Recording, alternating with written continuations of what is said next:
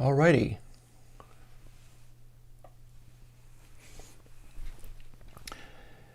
And away we go. Hi, welcome to the coding stream. This is just after the release of a rather fancy pants plugin, which has caused a lot of interesting controversy.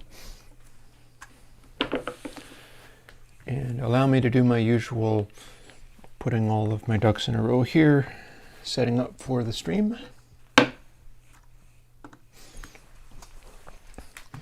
I have my, hey Jazz.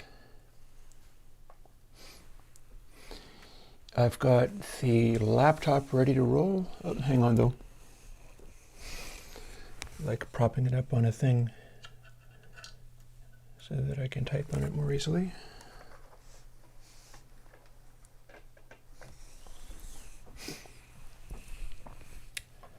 And boom, here we are. And to read the screen more effectively, there we go. Hey folks, so how do you like Tube? What we made the other day. Oh, come to think of it, one more thing I always have to do. I need to go and make this picture of me go away. Just a moment. There we are. Yeah, my way of handling the live streaming, if I have animated talking little pictures of me all over the place, I cannot avoid staring at them. So that's just a thing. But we've talked about that many times before. Yeah, well, one of the things I can talk about is how I'm interested in getting into... oh, hello. Phone is ringing with some strange, probably telemarketer. It is to be ignored.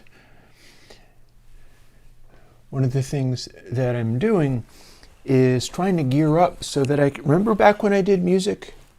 Remember back when I did music streams? I am trying to set things up so that you can have a shot of stuff like my insane spaghetti of wires here. You can see a little bit more clearly like this. So what I did for introducing the live stream, or the, not live stream, what am I talking about? My plugin, still getting all of this stuff together. I had the plugin running with live input. So I had a patch going and I've been gearing up to try to do a track using this mad conglomeration. Look, these two are molted together.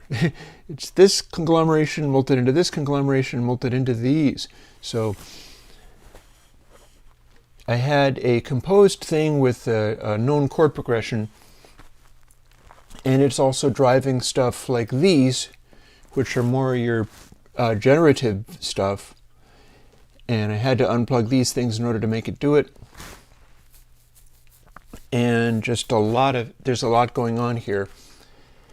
And as such, I'm interested in getting it together to go back into making music in a way that people can watch. And my trick there is simply wanting to do it in a way that people might appreciate what it is, because my challenges there are that composing music online on stream, for me, I've done it before, was like a 7-hour stream, and lots of it was really boring. So I got to figure out how to frame that, like whether I frame it as jamming and making music that you might want to hear, or join the spy cam in the Airwindows studio. Oh, hang on. Fussing with things constantly. Here's our chat window back.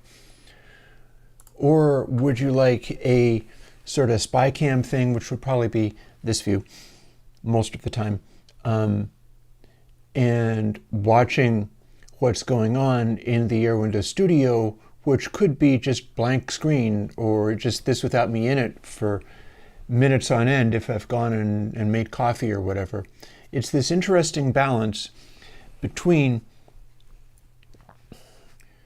what I feel is going to be entertaining to people to watch or what I actually have to do when buckling down and making stuff. And that is an interesting question, one that I don't have an answer to right now. But it's among the things I'm thinking about, like setting up for showing up for more streaming stuff. I mean, that would probably help me with YouTube. Me going live or posting stuff more often will probably just generally help me with YouTube. So it's a thing. It's just a thing where, on the one hand, I want to be able to do it without stressing out over it or burning out and having to stop. And I also want to come up with a way of doing it where you know what you're getting and people might enjoy tuning into it. And there's a whole variety of that kind of stuff. Goodness. One of the inspirations for all of that has actually gone back into action recently. I've talked about Colin Benders before. And oh look, it's getting darker out, so doesn't matter. You'll be seeing the laptop screen soon enough. I have a whole variety of things going on. One of them is that my laptop feed now has a little teeny HDMI extension cable, because I believe that the jack that's been plugged into the ATEM, which is now on a much better heatsink, I think the jack that's plugged into the ATEM for this cable that goes to the laptop also runs circuitry, and when it's plugged into the ATEM, that is heating it up and might be causing the flashing effects. So I'm going to want to hear whether we're continuing to have flashing effects going forward on certain things, such as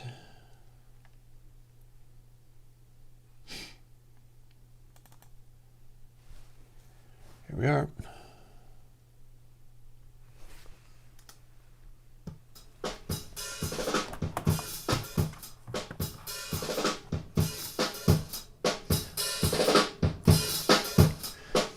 So we can have this.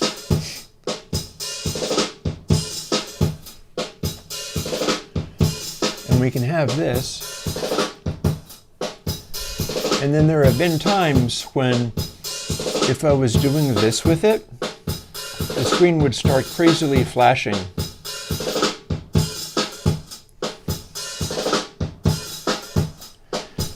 And I believe that might be a factor of, here we can stop that for the moment.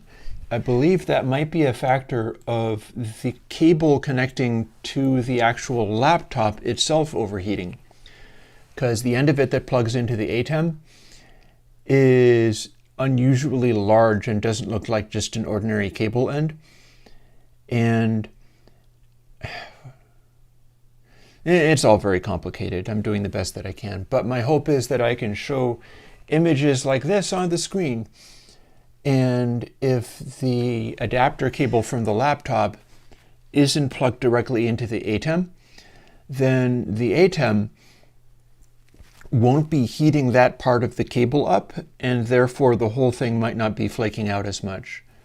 It could lead to that just the cable's been weakened by that treatment and I'll have to replace it. But if I do, it'll be cheaper than replacing the ATEM, and I've already had to replace the ATEM, so it's all like, if it ain't one thing, it's another, but I keep going ahead with it. Also, I have a new thing, which, hang on, I might be able to engage this. We might see fit to try this. Check this out. If I can...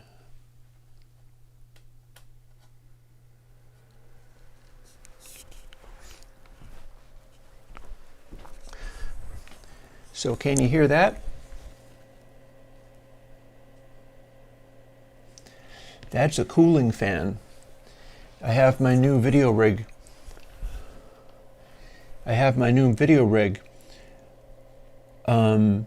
with a giant aluminum heatsink sitting on a aluminum sort of laptop stand with a fan built into it, and the whole conglomeration of everything, it's holding my control surface now for Logic, and that's proving to be very interesting. I didn't have that before. I've got it set up to, like, if you want to set up a control surface for Logic and you've got like for instance, a Core Nano Control, which is what mine started out as being, a real good way of handling that is it has these banks. You push the scene button and it switches between banks of possible controls. So what you do is you take all of the sliders and all of the knobs and assign them to stuff. And for the first scene, you call that L, levels, and you can also assign mutes so that you're able to mute or unmute tracks as you go. And all of the faders are assigned to tracks 1 to 16 in console channel. So your control surface doesn't do the faders in the DAW. The control surface just automatically does the controls on console, which is exactly what it's supposed to. And so I'm able to use that to full effectiveness. And then the second scene is I'm assigning to a bus that drives Chamber. And Chamber is a dual mono plugin, so if you run anything into the Chamber, you get a short little reverb effect. And you heard that all over the tube video. I had it far too loud. But the thing about that is that since it's a dual mono reverb and it's a effect send, the send goes after the pan control. So if you're doing that, then you give the little ambience reverb, the little short reverb, and the reverb sound always lines up exactly behind whatever positioning in the stereo field you're using. So it does a really good job of doing that. And then the third scene is V for reverb, and that is more like Galactic. And I'm using Galactic and then seriously 2 for just maximum hugeness and wideness, because when I want to go for a big reverb, that's what I like. And then the fourth scene is pan. And the important thing about this is that for each one, you have 16 controls available at all times. It's just that the first 8 are sliders, and then the second 8 are actually the knobs. But it works the same way. And that's how you can have, for the price of a Core Nano Control. And mine actually has 9 faders and knobs, so I'm using one of the faders on the level control for the master console bus control, and that goes from silence at 0 to unity gain at 1, so I can just do a big massive fade. I could probably also, for certain genres of music, throw on like isolator and then have the high frequency, the high pass, be assigned to like the knob on section 9 and the low pass be the fader on section 9. And that way I could be doing a thing and then just do an overall isolator effect on the entire mix anytime I wanted. And that could be interesting too. But yeah, so I don't know if the noise of this fan is going to annoy you, but it is cooling the massive heatsink underneath the ATEM. And this could be the stream where all the video stuff behaves itself and doesn't flake out and doesn't break. We'll see. And if this works, I could try using just the massive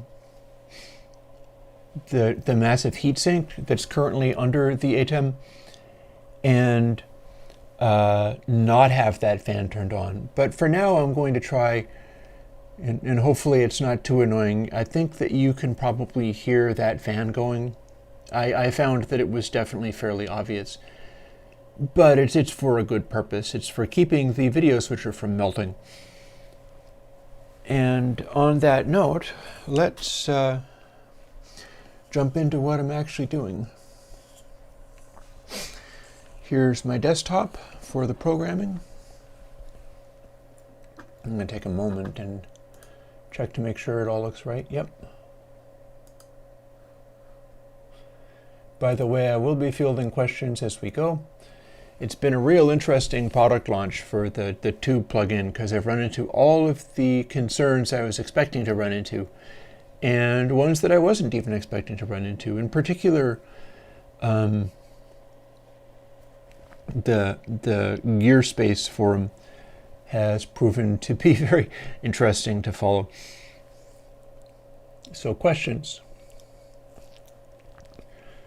Gold cable emulation. Nope, that was a winky. You were just joking. Working on BendyBus. Nope, I'm working on another thing. Thanks for Tube. Well, there have been versions of console like this. The key about this is firstly finding a version of the countervailing force that can literally undo what the processing does. The actual processing is, it's called sort of parabolic wave shaping, if I'm given to understand correctly. And unlike the sine and arc sine things that I've been doing in console, it is perhaps not as cleanly undoable, but the thing is I'm not sure that I'm necessarily going to be requiring that because so many of these sounds for realistic devices are involving such nonlinearities that it seems like I'm not necessarily shooting for doing console versions that by themselves completely cancel out and give you back the original sound again, unless things are mixing. Increasingly, I'm doing stuff that has a tone because it's required and desired for a lot of people, myself being one of them. As far as there will be no Channel 10 plugin like that. That's not how that works. That's a different plugin which does different stuff. And what's going to happen, there's a couple of things. And what's happening today is not more work in BendyBus, but this one. I've got somebody who wanted this. And this is an old plugin of mine. And let's open up a... Actually, no, that's a really bad idea. Let's not do that one. Hello, alien kittens.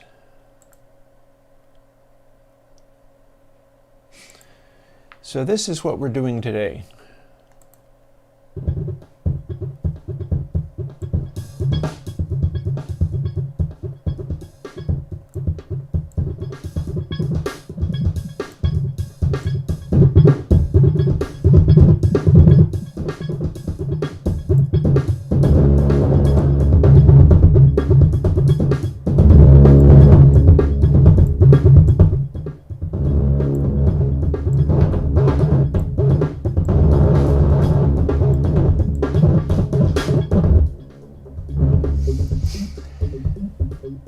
A guy was asking me for multiband stuff, and I've never ported this before, so that's what we're doing today.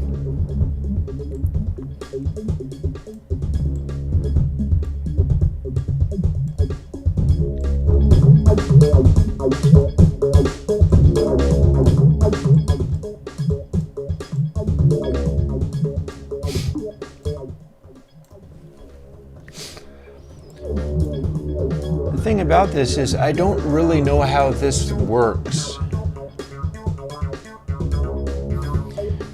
There seems to be ways of operating it where it's pretty much straight out what you had with maybe a little bit of clipping in there. No, you're not going to see Liquids Riley.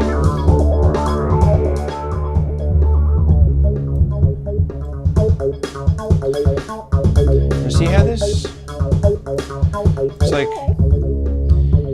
I don't really get how this works. I don't know what I was doing.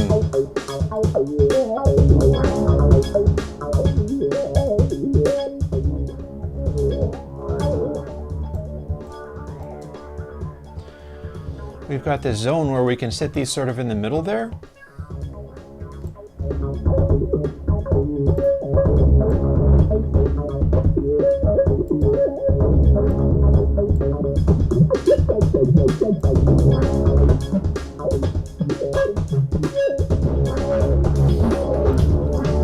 And we're getting weird effects out of it.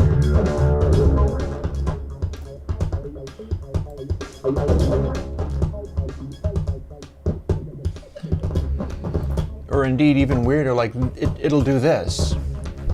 I don't know what this is. I do think it could be useful for modern folks, or indeed your classic drum and bass folks who are doing weird, like neurofunk basses and things like that. This might be right up their alley, but I don't understand how this algorithm works anymore. It's been too long, and it was a strange thing.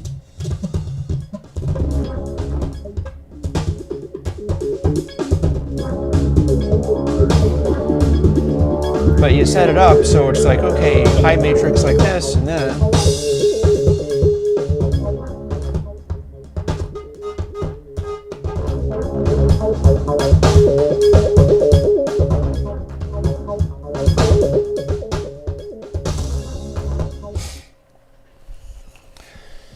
So the deal with today is about making this be a VST plugin that works like this does in Twisted Wave. And if I can do that, everybody gets to have this plugin next Sunday.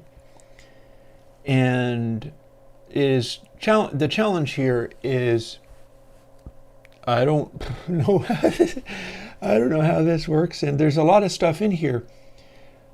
Actually, a lot of it not so much. A bunch of things go from 0 to 1, and that's normal for VSTs, and I can do that.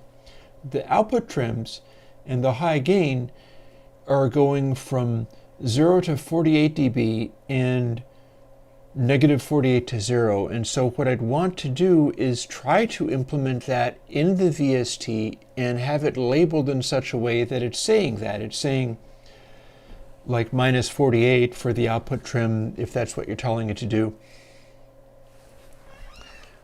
And that's not naturally how the VST style is going to want to go. It doesn't have the option to tell the control you are going from 48 to 0 and you're doing it in decibels. At least it's linear. It could have been logarithmic too. The things that you can do with audio unit parameters are really quite extreme. So this is at least somewhat reasonable, but it's definitely a little bit over the... It's a little excessive. And again, the reason I have this is because people are constantly going on about sound betterizers and stuff. And that's one of the reasons I did Tube the way I did. It's like, okay, you want something that is, it just has the magic and you hit the button and it's automatically better, fine. I can give you a really high resolution saturation effect and it will do exactly that. And it's partly done through just gain level stuff, but then also the sound betterizers are often weird multi-band effects with far too much compression, and they're just doing aggressive extreme things. Well, if you want aggressive extreme things,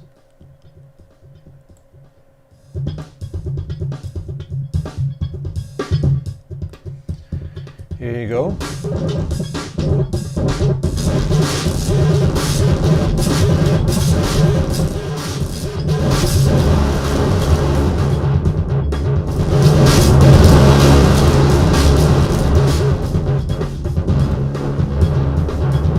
You got aggressive extreme things.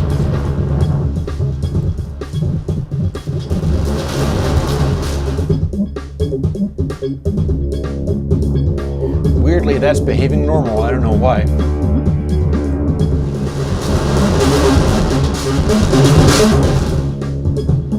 Pat it down a little bit, or a lot.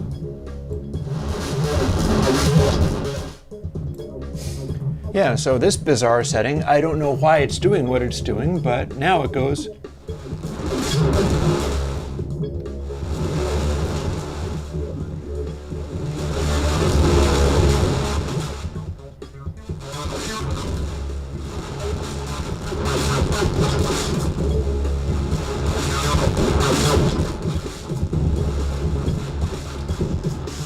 Now it sounds like there's a ghost of distortion behind it.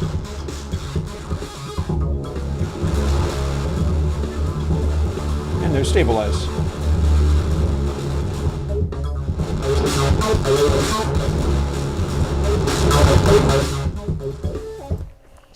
So that's our job today.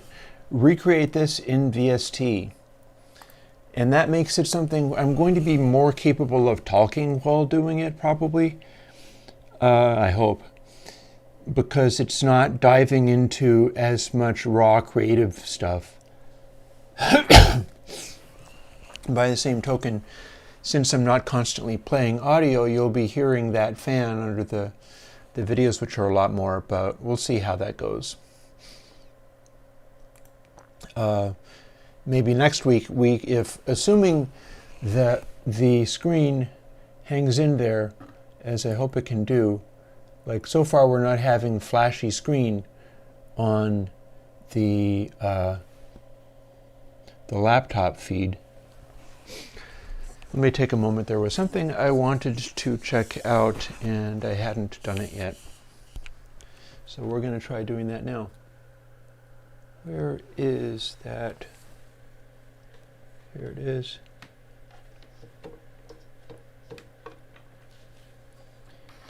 I'm trying to pull a wire out from under this tangle of things. The tangle of things is kind of fighting me here.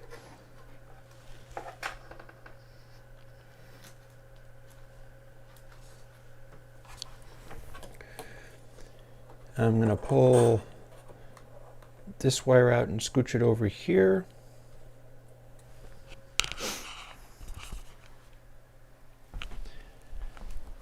Yep, here, I'm back.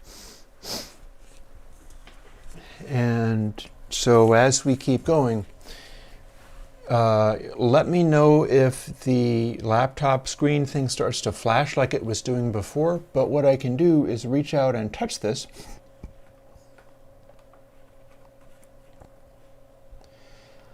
And when I do, I note that the end of the cable that used to plug into the ATEM and heat up lots is cold, not hot. Whereas when it was flashing and breaking down, the end of this cable with circuitry in it was hot, and that might have had something to do with it. So we will see.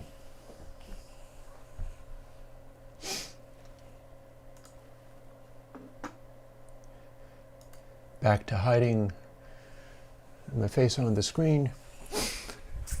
Let us begin. Firstly, I'm going to close this. We already know that this is the one we're going to use. It's not the signed version, but I'll be doing that later. But hang on. I do actually have to build again. I know that what you were hearing was the one that I just built because I just straight up built it. So option drag that to components, but it's essentially the same thing. And I'm putting this on my desktop, and this is what people are going to get once I've ported it to all these different forms. And next thing I do is grab my little cheat sheet, which has my step-by-step instructions for what I do when I go through this process. I do this every week, a whole bunch of times. I don't think we're going to be watching me go through the signed process, because the signed process is a whole separate process. Hang on, you, come on, sit somewhere where I can get you.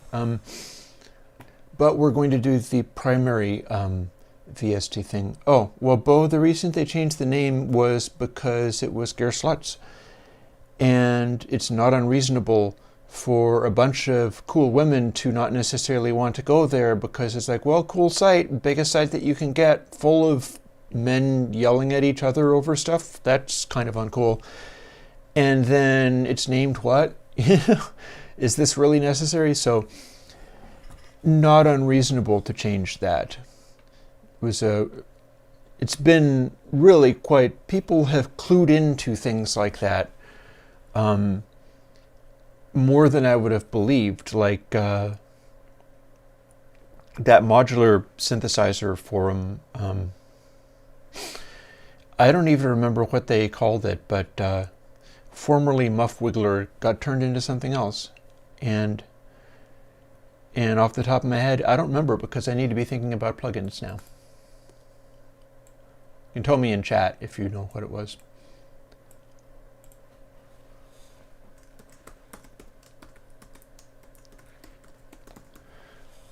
First thing, can't do that. Okay.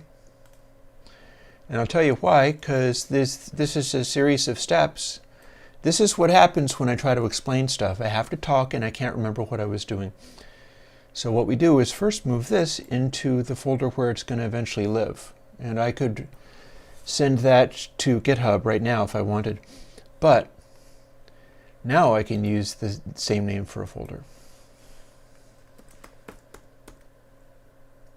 Capital.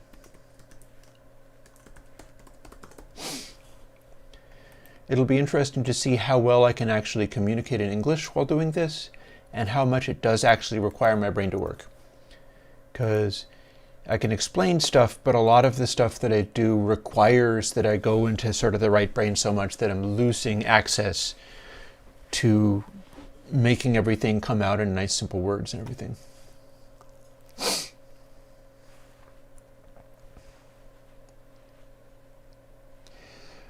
Bro, I am happy to hear that you like it. There's probably going to be another one that you'll like even better coming before terribly long.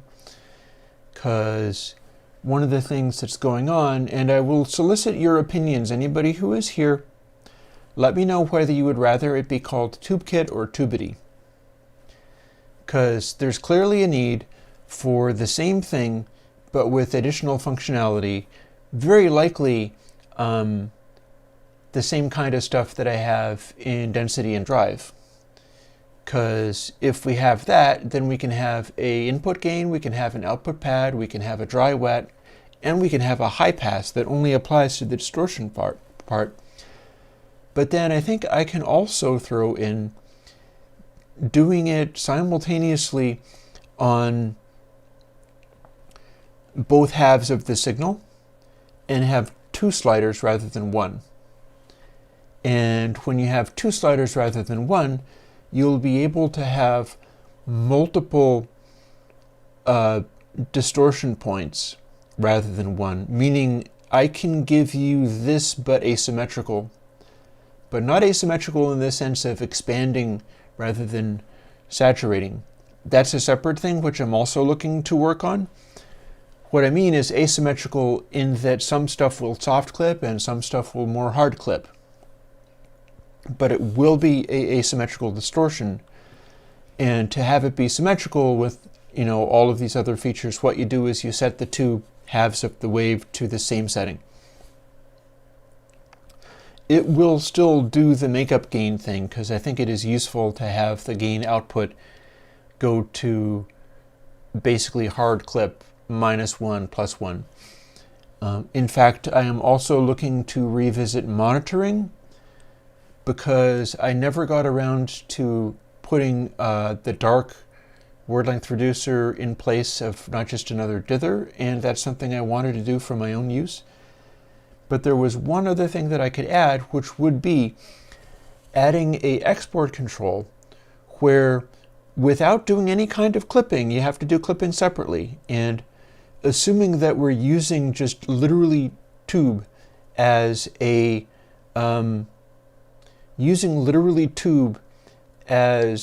safety clipper, which I think is probably a good idea. I think that's going to come in handy using tube as a safety clipper, because it will clip to literally -1 + 1. It clips to 0 dB. And as such, you can keep it pretty clean and it will still hard clip. But it's a soft clip, but it will clip to the extremes. And then you can push it more for that more rounded quality, which I think is going to be useful on final output stage. So I am now looking to replace in my stuff, I'm going to be replacing AD clip with the tube that I put out yesterday. It's going to be my go-to for final safety clipper, because I think that that will work better. And as such, I need to update monitoring tube so that there's an option where it is padding exactly 0.3 dB. Because the thing is, I can't do tube and then AD clip without putting in a discontinuity on the soft clip of tube as it goes to its full amount. Instead, what it will do is it will hit a little corner and it'll be softened in the way that AD clip softens things, but it'll still hit a little corner rather than perfectly smoothly round off the top of the peaks. And we can't have that, so I will be fixing it. There's a variety of things that I gotta get in gear. And here's one of them. Let's continue walking through the stages of this. Here's how I make my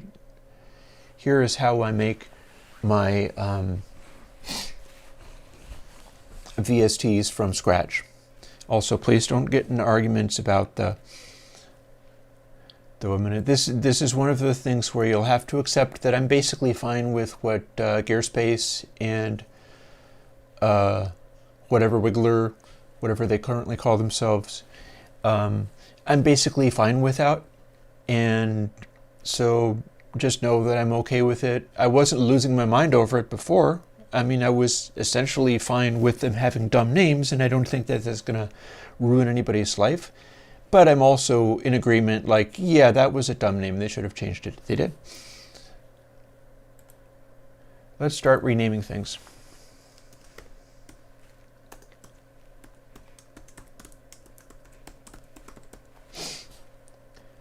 Okay, there's a start.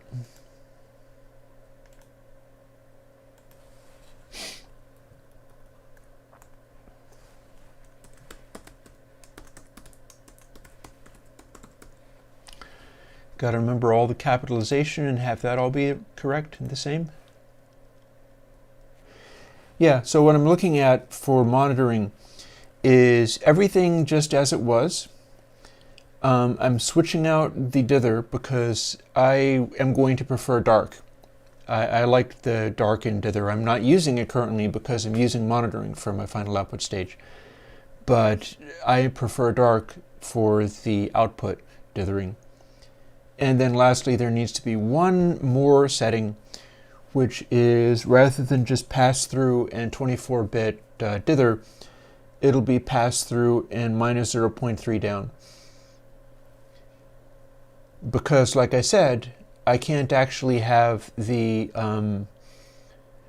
AD clip or another kind of clipper.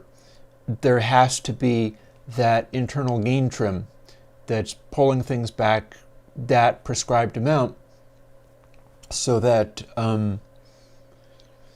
I can use any sort of loudinator that I want or any sort of safety clipper that I want that goes literally to a 0 dB clip point. So there needs to be that output thing where we're dialing it back, because when you have literally clipping at 0 dB, that can cause problems in various places. And it's just as well to pad it, but you want to pad it in a place where you're doing your final dithering or whatever. And so it's as little as possible like having a whole separate stage and running a whole separate plugin just to do that. Onwards, we're renaming things. Hopefully this isn't going to take hours and hours, but we'll see, because this is a challenging one. Come on. There we go.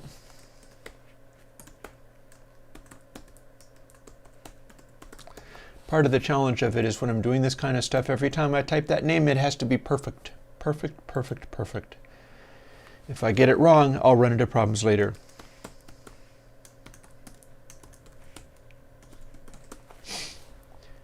And you might think that I'm done, but no, I'm not, because I'm firing up Text Wrangler,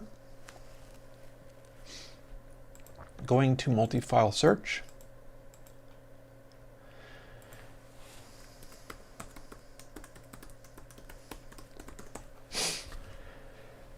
and we're looking for the word gain and replacing it with multiband distortion, because my template process here, some of the stuff that I do, if I'm doing a new audio unit plugin in Xcode, I have templates that will give me either a mono or a stereo version of that. The VSTs, I don't have that working out, and I can't make Xcode's template stuff work. It's all, I don't think we're going to do Tube Kitten. Maybe I'll do something weird on the basis of that.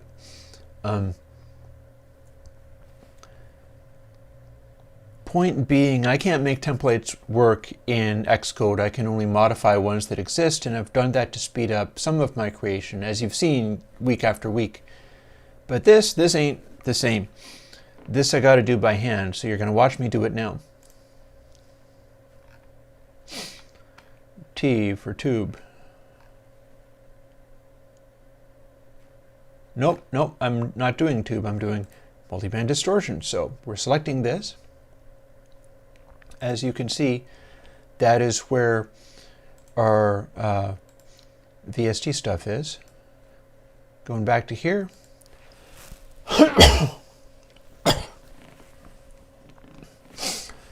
Yeah, my lungs and throat keep bothering me from time to time. And we're going to do replace all, and I'll show you what we get. 2 occurrences in info plist, 26 occurrences in CPP, 7 in H, and 7 in processing CPP. And now I get to show you what those are. And we're done with being in Text Wrangler. But that was a find and replace on something that was a template in the loosest sense of the word, because it has copied it over from something that would build. And here's what we've got. Now if we open it, it still needs more work. Oh, Vox, if I got a Vox 30 amp, maybe I'd be more interested in doing that. The enthusiasm is always nice. I'm not going to scorn the enthusiasm. By all means, get all excited about like owned and somebody else's trademark stuff and want me to do it by name. It's just not necessarily going to happen quite that way. Jess, the reason people freak out over that stuff is because they get very upset over marketing boosts, which is why I very aggressively acknowledged that that was what my thing was doing. And they insist on having everything always be gain staged to be the same volume every time they use it. The purpose of having the gain staging is that they want to have a much more granular control over how big the input gain is, but then they also especially want to have a dedicated output trim so that they can adjust it to make it sound as if it's exactly the same volume, and then hit bypass a lot and go, is this really good? And to some extent, I think that's dumb, because if you need to have it be that subtle, you should not be doing a plugin. It's always better to do less processing. One of the reasons Tube sounds as good as it does is because it's like 3 multiplies and a subtract. You know, there's almost nothing to it, and that's one of the reasons it sounds as good as it does. Like the aliasing suppression is a simple average. It's terrible at suppressing aliasing, but it's very good at sort of linearizing things a little bit. And the whole thing is an exercise in minimal processing. That's why it has the sound that it does. So if you're going to fuss over whether the thing that you're doing is that close to what it would be if you bypass, like if you didn't do it, as far as I'm concerned, if you have to ask that question, you should not be doing the processing, period. If you're doing processing, it should always be something where you intend that thing and you're not fooled by it and you go, I absolutely need to distort this a lot. At which point it doesn't matter whether it's gain matched, because you know the class of thing you're trying to do. And there's a further reason why tube is set up the way that it is, which I've kind of intuitively settled on, and then only underscored by the fact that it's clearly going to find a place in my primary mix setup, is that it's a good final clip stage for when you like sounds that are soft clipped rather than hard clippy stuff and limity stuff. And as that final clip stage, the amount of built-in boosts are completely appropriate, because it's got that thing where you can dial it into a full boost stage. It does the gain makeup to bring it exactly back to 0 dB peaks, and the amount of pre-boost going in is exactly the amount that you would need to warm up and round off typical audio signals. So it's basically perfect for that. It's exactly what you would want. Erin, I am slowly building in all of the old plugins, and this is one of them. MultiBandDistortion is one of them. I've done hundreds, so we've got lots of those. Some of the ones on my desktop here. Some of the ones that you can see in my desktop, or certainly if I kill this window. Some of these, like Freeverb, is my take on Freeverb, so there's really nothing new about that at all. Some of these I haven't actually done yet. They're just there because it was what I meant to do. Bass control needs an update. Kicks never got done. That needs to be done. Some of these aren't actually a thing at this time. I don't remember what this was meant to be. In fact, I so don't remember what this was meant to be that I'm going to make them go away. I know that I didn't do them. I just had those sitting there waiting to be done. And these guys are there because people were asking me for amp things, and I did have old plugins that were kind of like that, so they're not good, but you can still have them when I get around to doing them. And I'll make a point of explaining, guys, these aren't good, but they're the old plugins, and so people would like them. In that light, here's one of those things. For those of you that prefer harder clipping, I do think that AD clip, well, I've been using clip only. AD clip isn't necessarily the best of the best. AD clip does some things for the purpose of getting like maximal loudness in ways that other people's stuff have gotten maximal loudness that I don't think are the best. So I would hesitate to say that. I would hesitate to say AD clip was my recommended final clipper because I'm not using it for that. I'm using clip only, and I'm about to start using tube for my final clipper instead. But that's not harder clipping. Bits of it are. Like if you have tube set all the way to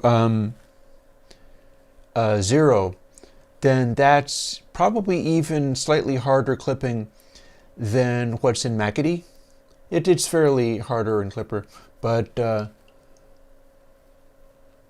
yeah, as far as hardest possible clipping for a final clipper, I've been using clip only.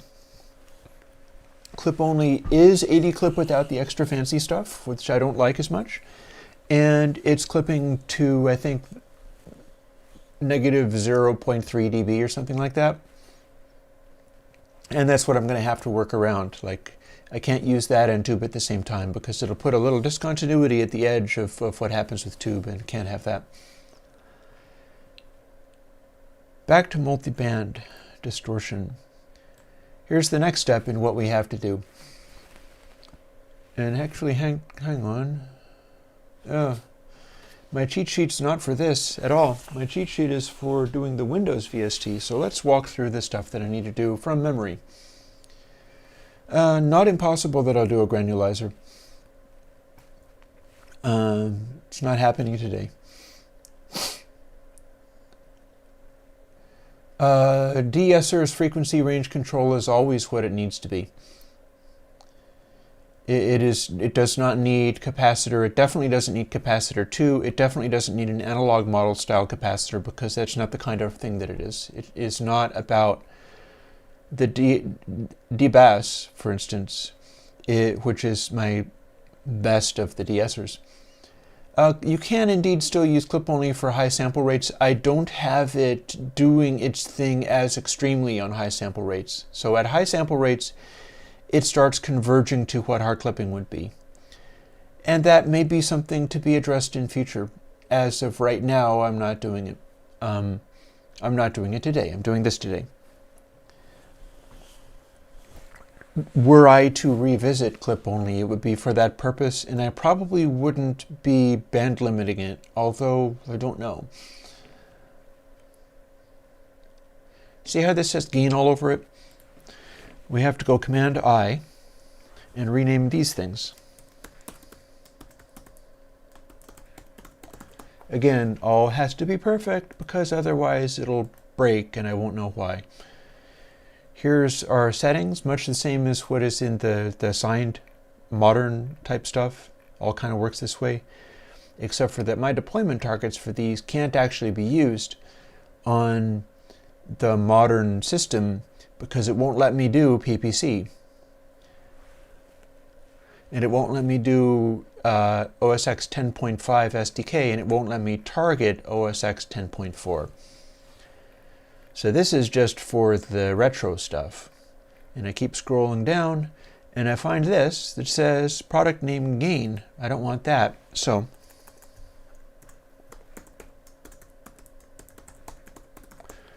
again, it has to be exactly the right name, even though I type it in 12 million times. I have occasionally had problems with that. Today, probably not so much. And you'll notice that it just changed a bunch of other stuff in here. So on this one, I have to change it there and in general. With these, they're showing up in red because that's not what those things are named. So what I have to do is a similar thing. Again, Command I for get info. And I choose what the correct things are. Gain CP becomes MultiBandDistortion CPP. Gain proc CPP becomes MultiBandDistortion proc CPP. And I could also hit Command W to close this, but and the H file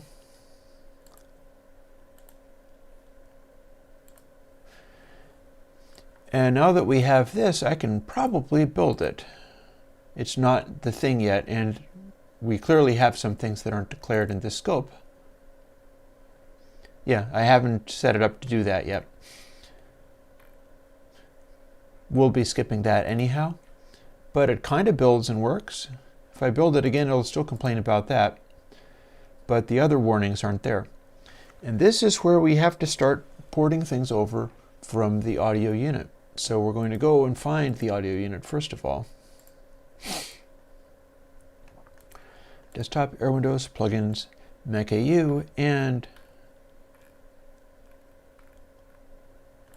MultiBandDistortion joins the party.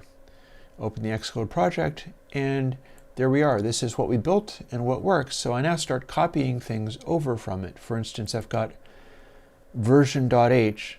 I know it's hiding underneath your chat window, but I want the VST stuff to be more directly visible.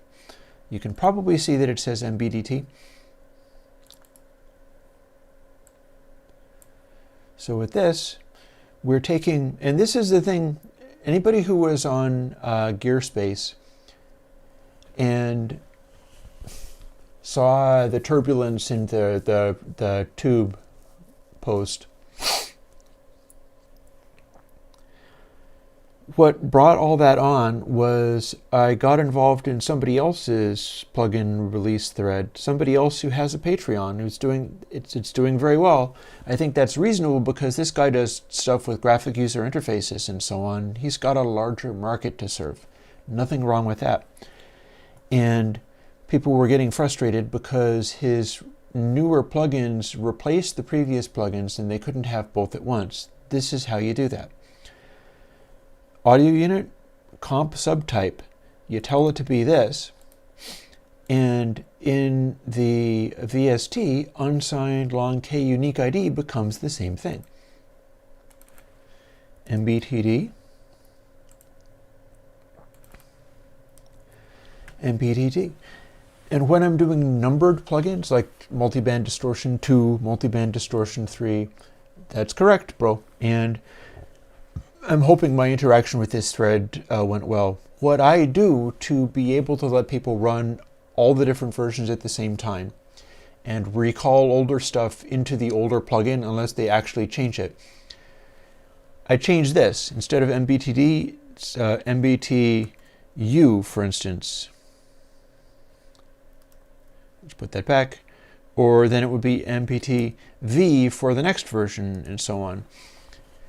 And if I'm making the unique ID step forwards, or I could put a number there, that would work too.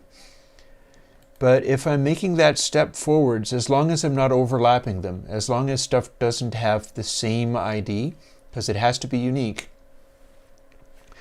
then the DAW will be able to find each version of the plugin separately, and they'll all be in one giant list. And that has its own problems.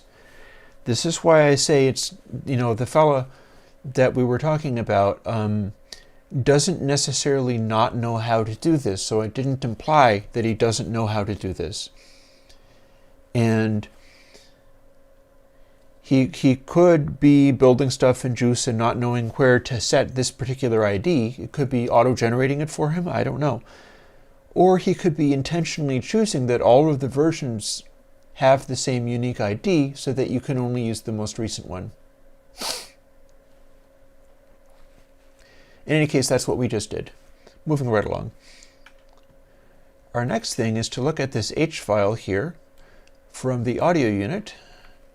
And look, we have 9 parameters. This is where stuff gets kind of ugly. In fact, I'm leaving it exactly the way I had it because it just gets ridiculous after a certain point. It gets unreasonable. And so we're not adding a whole nother batch of things. This particular thing is exactly the way that it was. And so we're not adding the dry wet. We're not changing things from what they are. But we still need 9 faders. And my template will only give me 5. So we need to add more. This would be 5. It's counting from 0, so it says 4. 5, 6, 7, 6, 7, 8, 9.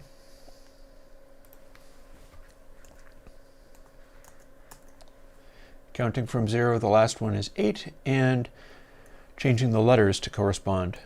F, G, H, I. And if I save, those will go from black to blue because I will have successfully defined them as variables. And now we can use them. Yeah, the thing about it, Aaron, I've got the folks in the Surge Synthesizer forum from time to time helping me start to be able to use Juice for something.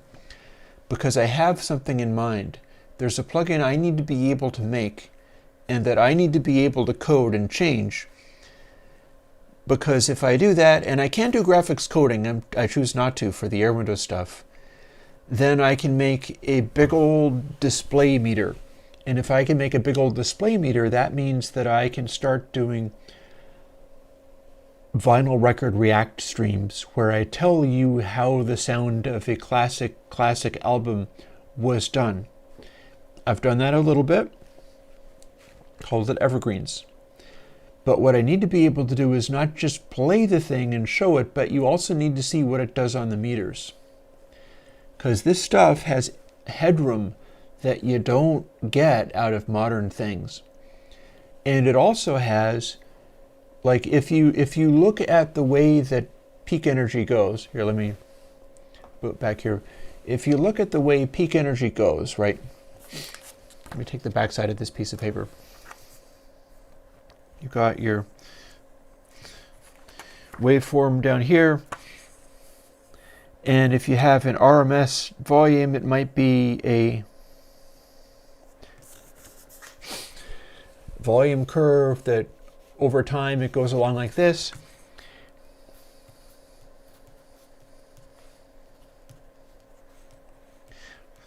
And you have these transient peaks, these dots. And those dots you can't really hear, but if you peak limit them or just hard clip them,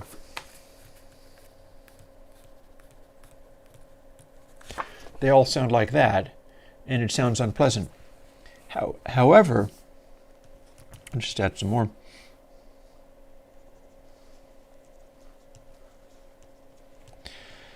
You could very easily have a situation where, like, ignore those ones that I did before. You might have a situation where a bunch of your peak dots, which are still the kind of thing that you could clip off, are hovering around here. And then there's the occasional one that's way the heck up here. This is where soft clipping comes in to be useful, in that I found in measuring these classic albums, what you get is your RMS volume being around here, like your level units being around here. And then you have a range where the peak energy sits, and it needs to be a little cloud that's constantly being activated. There's constantly energy up there, but a fairly consistent little cloud rather than a bunch down here and then the occasional spike that's super, super loud. For the classic hit records, the behavior of that stuff is really, it's possible to calculate it out and figure it out. So I need a meter that will show me that. I need a meter that I can play stuff into and you can literally see what it's doing. Because I can play modern stuff into it and then you can literally see how wrong it's gone. And that is why I would be doing Juice, and I cannot make Juice work. Not yet. So let's get back to some of the other stuff that I got to do. If you think Juice is super easy, you're not me trying to make it work, because I can't make stuff build.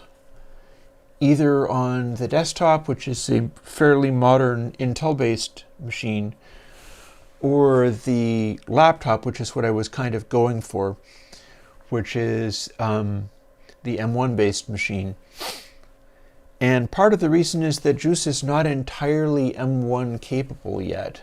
The Surge people are getting it to work, but they're having to hack it a little bit. And they're being good as far as communicating that and trying to bring it up to speed. But there's still work to be done. Oh, I have had that meter before. I had that meter in my old Mastering Tools plugin, 20 years ago? And that was a program that ran in Real Basic and couldn't process audio in real time. And it was not a plugin, and it wasn't in C. It was in Real Basic. It was like Excel or something.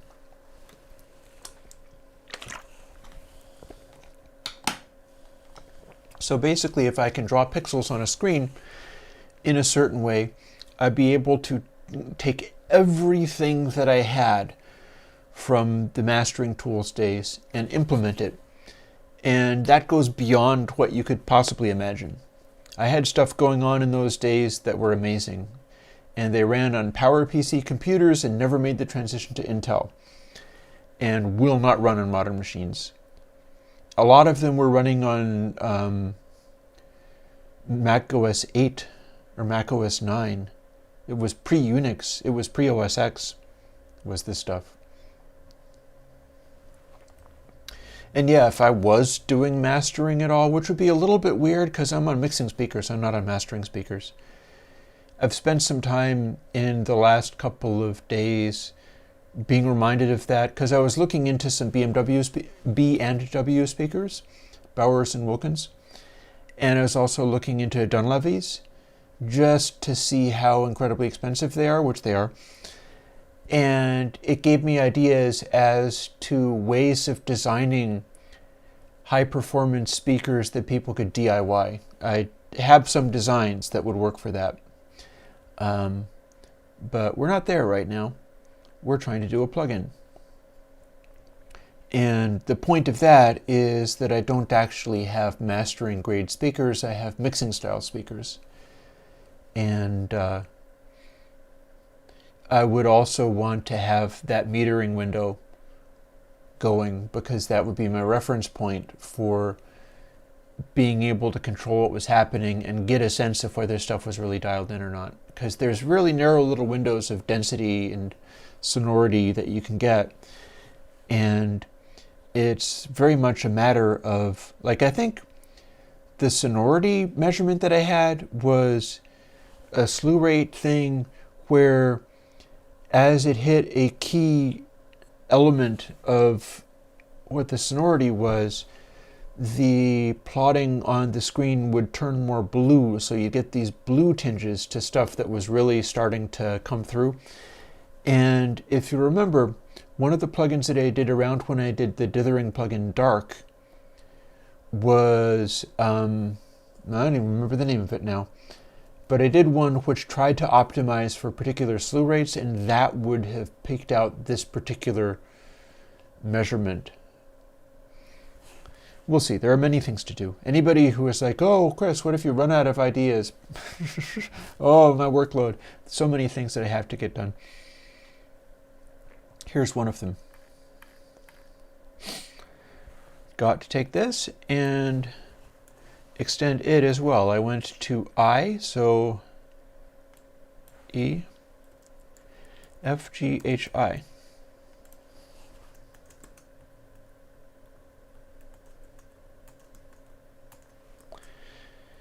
And this is going to be our controls. And then as long as we're doing this, we are also going to, here's my H file. I think it's time to look up an older VST which used this, but I'm going to compare it and make sure that I have all the same controls, because, well, I'll tell you. Give me a second. So I remember I had a plugin that I did, and it was actually a bit of a celebrity customer, unless he was fooling me. He wanted this one. It was a key thing for him. In fact, I remember which one it was.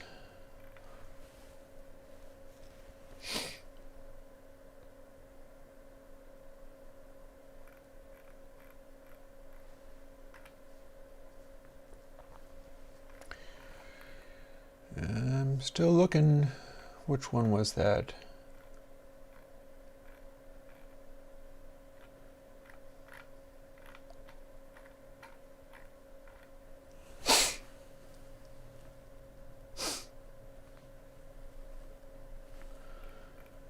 Which one was it? I don't dare look it up on stream about what the guy was, because that would give his identity away, and I can't be doing that.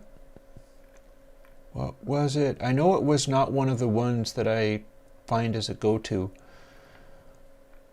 It's a weirder one. Well, here, this is a way that I can do it. Here's the one way that you can solve problems like this, if it is you having to do it. I know I need to find something that I did like this before. So what I'm going to do is do the multi-file search, but this time I'm going to find ATA last one sample L, because that's my convention for stereoizing this stuff. And I'm going to find it in other folders, and it's going to be, there's not going to be many responses to this, but Airwindows, plugins, Mac VST, and we're going to search in here. I don't have to worry about replacing anything. How many of them do we have? We didn't find any of them. That's something of a concern. I know that I had done this. So let's see whether there's a different implementation.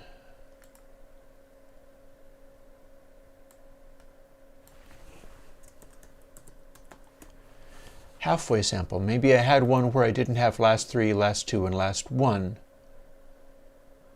Find all, same place. We found 10. So BitGlitter used this weird technique. This was an old technique that I was doing to try to suppress aliasing that didn't really work. The thing is, it didn't really work, but it had a tone to it that this guy particularly liked. So BitGlitter, it is in BitGlitter, but that's not the one. That's not the one at all.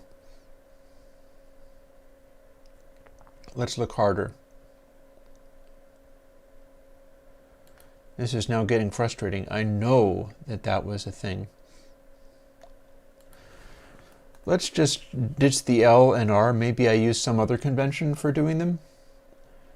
And we're going to find all and have a lot more, obviously. So this is going to tell me.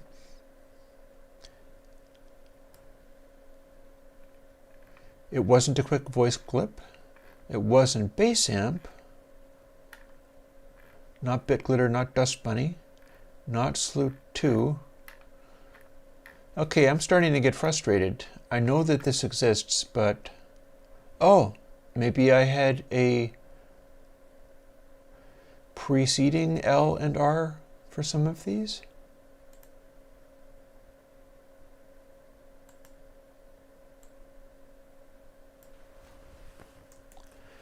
Let's find this constant. I know that that constant had something to do with it. Find all. 68, 102.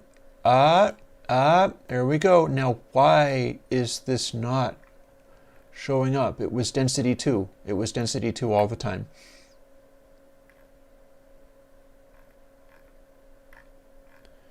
Wasn't Dust Bunny, wasn't Slew 2.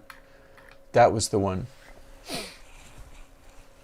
So we're going to try to find a similar behavior. Goodbye, Text Wrangler. Behavior is not the right word. We're trying to find a this to attach to that so that I can adapt it to thus and so. Once I start doing it, you'll see what I mean. Density 2. And that's the reason it didn't show up initially, was because I had density. Density is actually the most recent and simplified version of this, and I hadn't done density 2 until much later. In fact, I can look in Finder and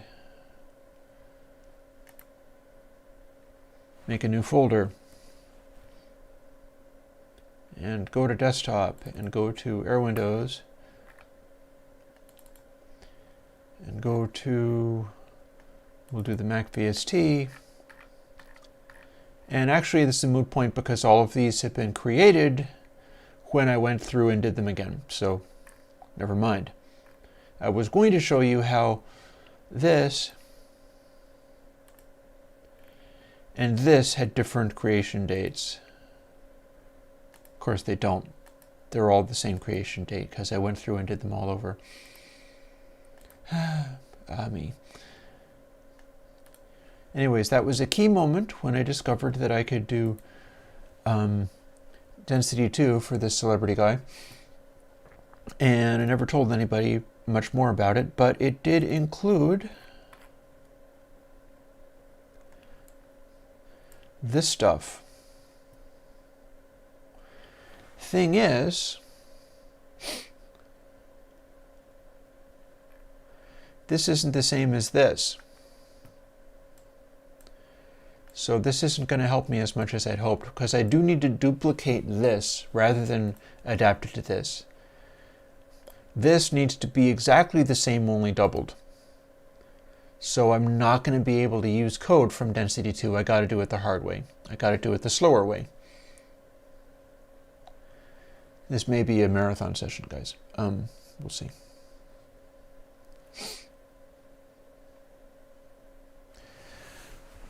Let's take a moment and look at the screens there.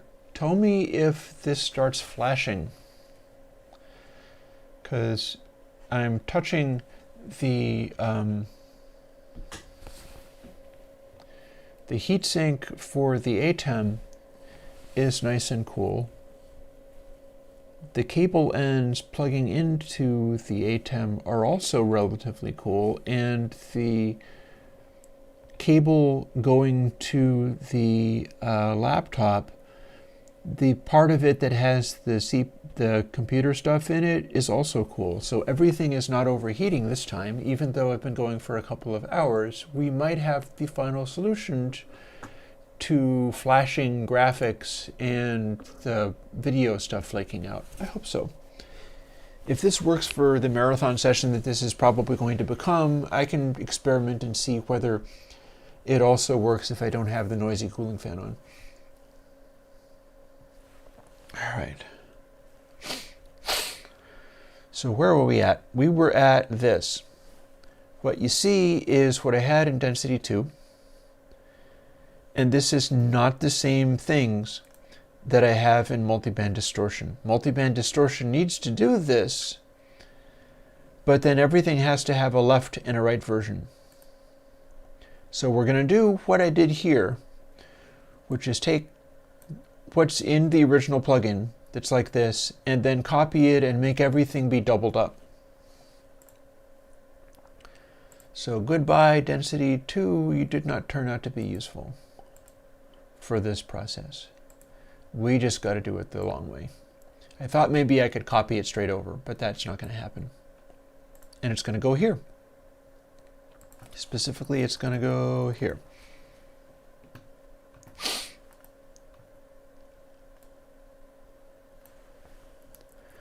Copy. We're also going to need to change that.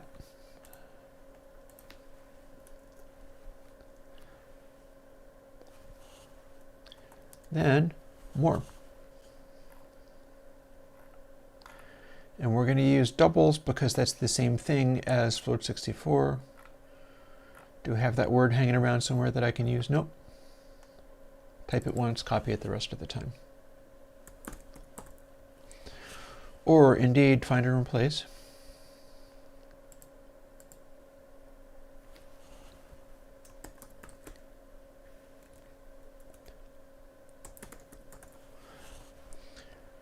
Replace all. Boop. That saved me a little time.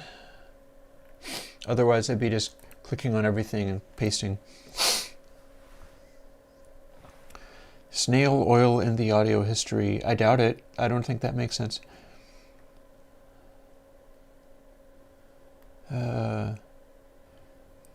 Talking about headphones.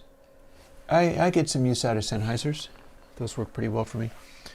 And if I save this, all this lights up, but I'm not done because I need to make these be left and right versions. And we're going to do that manually rather than by some clever technique. Although I am going to hit caps lock so that I don't have to hold shift down.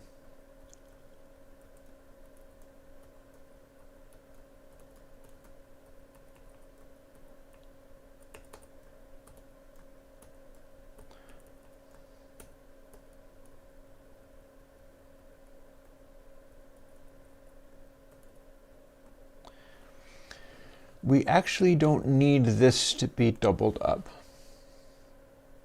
That's going to be consistent regarding what channel we're on, or regardless of which channel we're on. So we're going to poke it in the middle there, and then go on after taking it away from the other one. Hopefully you can follow my language.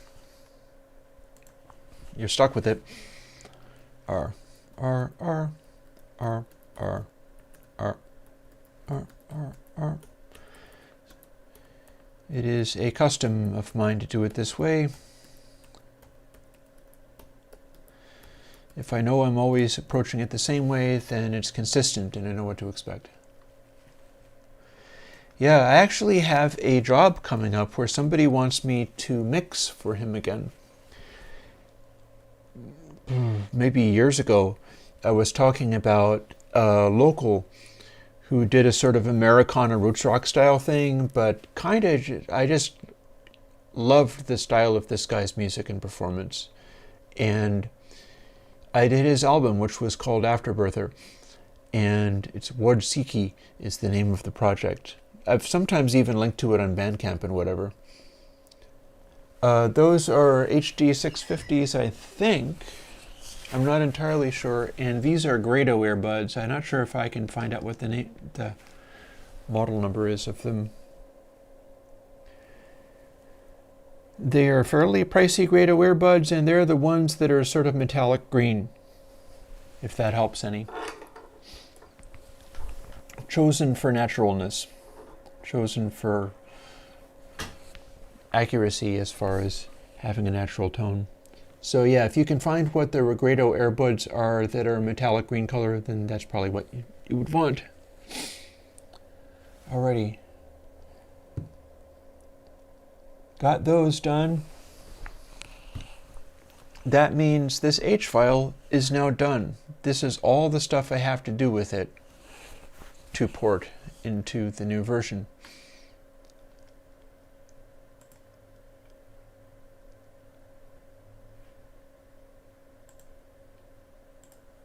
Here we are.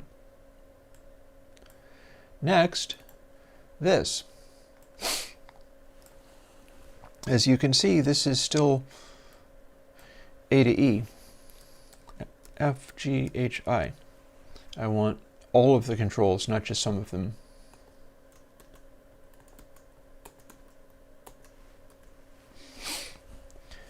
And in fact, I'm going to open up the plugin. Here's the audio unit. So we're going to be using all of these things. And here's one. 0.5. A bunch of this is 0.0, and then minus 12 is not a number we get to use.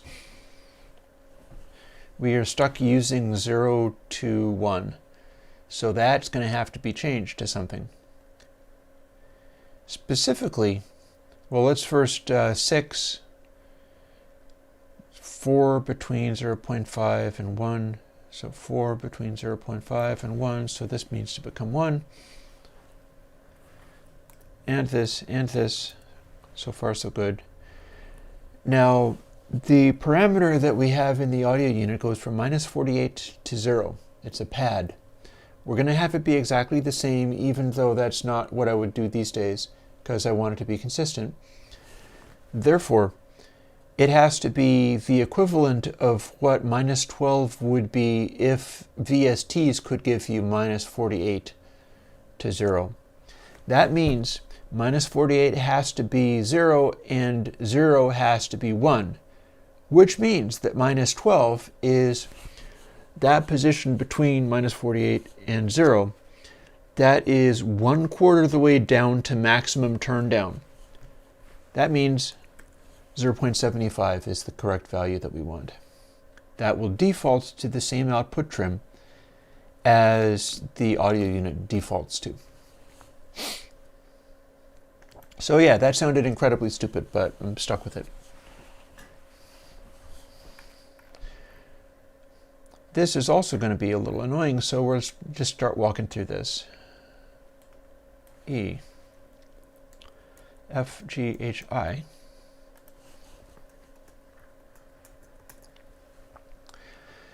Nine things, counting from 0, goes up to 8.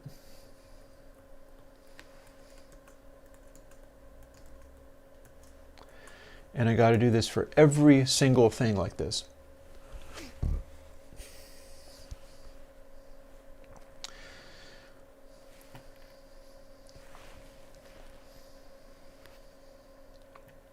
Again, F, G, H, I. I could also count 1, 2, 3, 4, I suppose.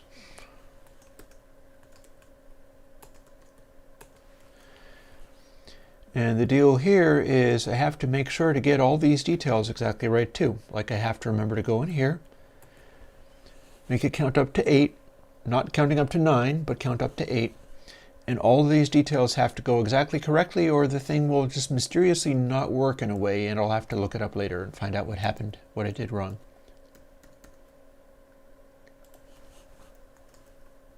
Nope.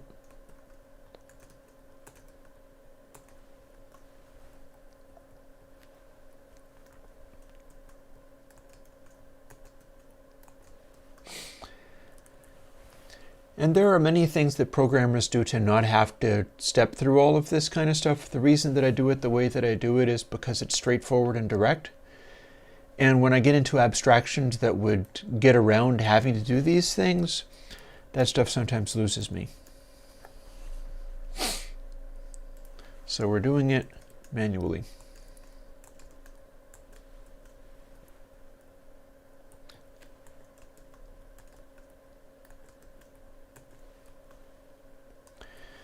It also leaves everything on the surface more than some other people's styles of programming, and that's intentional too.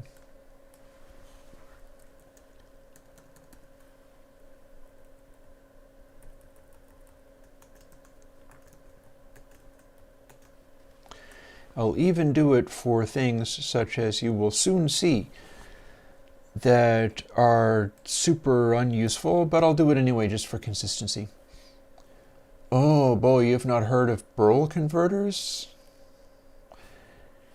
Yeah, if you like the sound that I get, you'd probably like those. They're a little out of my price range, but it's the kind of thing that I would consider using. What I'm using are Lavries. That's going to be probably more accurate than the Burls, but the Burls are all about like lush, smooth, warm, etc. sound. So let's give you names. These cut off, I'm not going to be able to have everything.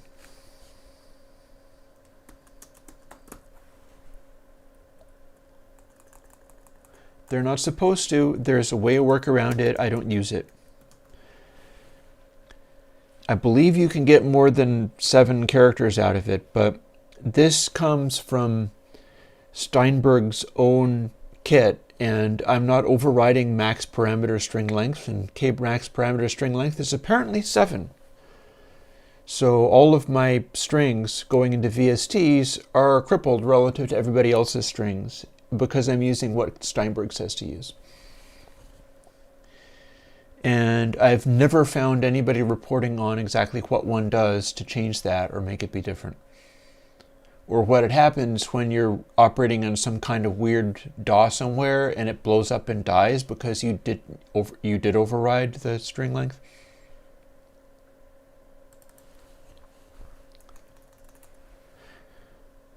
L gain, Control D. Nope. Here.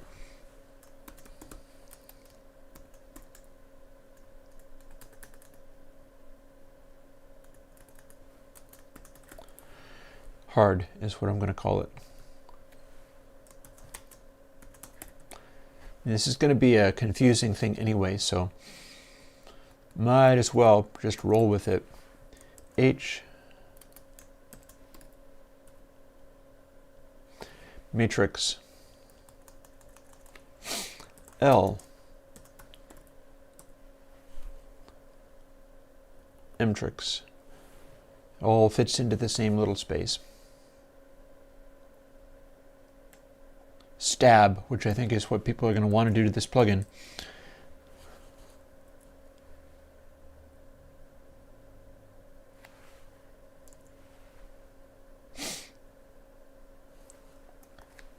Let's actually call it stable, because it's stabilize, and I can't fit stabilize, but I could fit stable, and I'm not entirely sure what the hell it means or what it's even doing.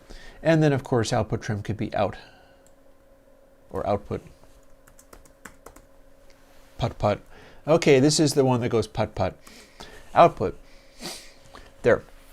And there's our baffling and arcane little list of things for people to fool with. It's going to be just ugly. Actually, these are all lining up, so let's make everything line up.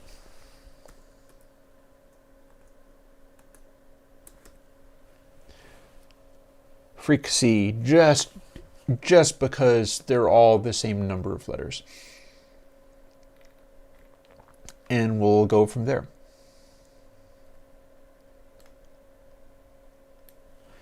This does need me to cover all of these, and I'll tell you why. We're going to change some of them. 1, 2, 3, 4.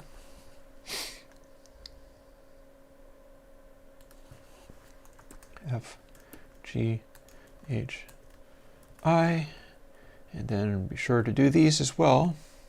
F, G, H, I. And the gains, this is displaying this on the screen. This is how I do things like make it show other than 0 to 1. So we're going to do that here. Thing is, it doesn't work for all hosts. Some of the hosts just show the raw number instead. But we're going to try to do this. A lot of these things are 0 to 1 numbers, but B, C, and I are not. So we're going to 0 to 1, that's 0 to 48. So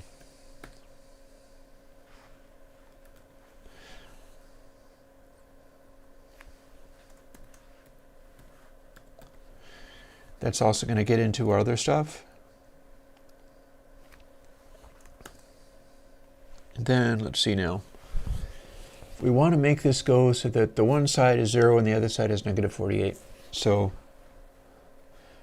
we got something having to do with I, and then the end result is minus 48, or times 48.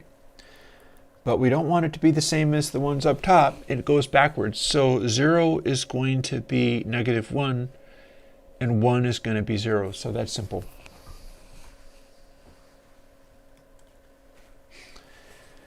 Now if it's at 0, it goes to negative 1 and then becomes negative 48. And if it is full crank, it's all the way to the other side. That is a value of 1. 1 minus 1 equals 0. And so it's going to be claiming to be 0 dB attenuation. And that it's float, and it's not like unsigned float or something, if such a thing even exists. So therefore, that will work, and we're going to do parameter labels because, check it out. Over to the actual audio unit code. Here's where we do parameters in audio units, and these are generic, and that's fine. But these are parameter unit decibels. You tell the plugin itself, you're going to go from 0 to 48, or from negative 48 to 0. And we're flagging this as decibels. That means write dB on the end of the control. So we're going to do that on the VST manually. And we're going to do it by copying this over, even though it's a little foolish. Some of these you could just have, like get parameter label, automatically do this for every case, and be done with it. I don't do that just because having everything set out explicitly reminds me that's something that you can do, and it's fairly harmless. You're not doing that every sample or anything. 1, 2, 3, 4. But this time we do actually need it, to the extent that the host supports it, which some of them probably don't. There, now we have all of these applied, and dB, and also on B and C. dB.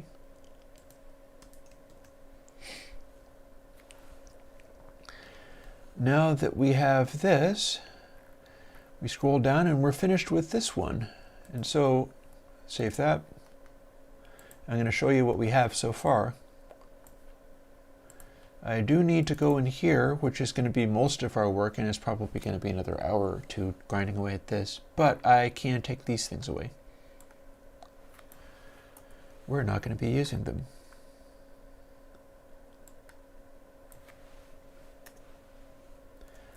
And if I do that, it'll build. And we can see what it looks like, even though it won't do anything.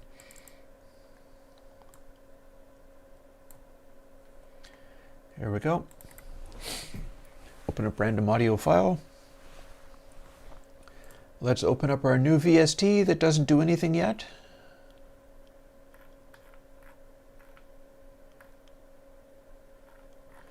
Assuming I can find it and remember what it was called. I'm thinking about other things, and so I'm super distracted. There it is, MultiBandDistortion, and it should look like this. And everything's defaulting to what it's supposed to, including the input. Remember how I said it was, the number that I wanted was going to be 0.75, because that's a quarter of the way over? The AU defaults to -12, and this defaults to -12. Correctly done. And the gains go from 0 to 48 dB a gain. It's just being labeled as that, but in the other code I'm going to make it actually work as that.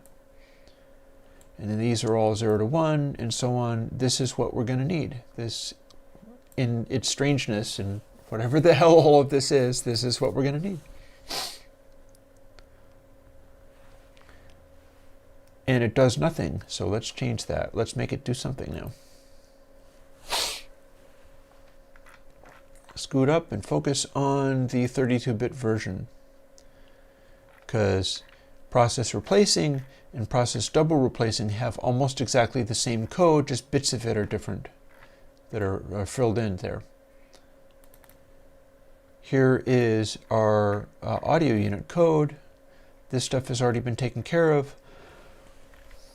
This stuff you can't have in VST. This, however, we got to go back to another place. Remember how we had this? If I forget this, it's bad scene. See how we've got this? We also need this.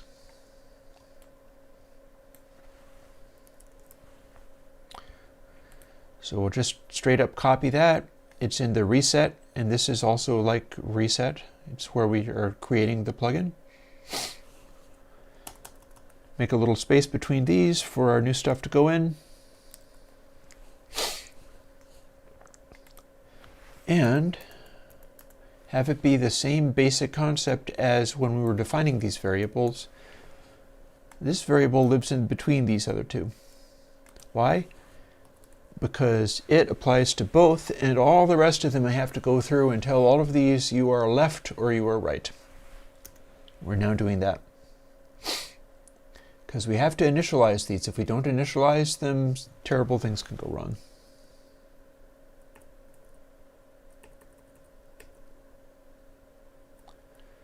So we're walking through this patiently, oh so patiently. And taking every single little variable that we are initializing and making sure it is the new format, the VST format that has 2 channels. Some of this stuff we don't need to be left and right, but I'm doing it anyway. I bet that the decay L and the upsample high tweak don't need to be as stereo as they are. But that's how I've got them set up, so the hell. Now, right. No typos, please. Typos will make everything go sad. By the way, I'm in the middle of doing some laundry and I gotta pull some clothes out of the dryer. But that'll happen once I'm finished with all of this.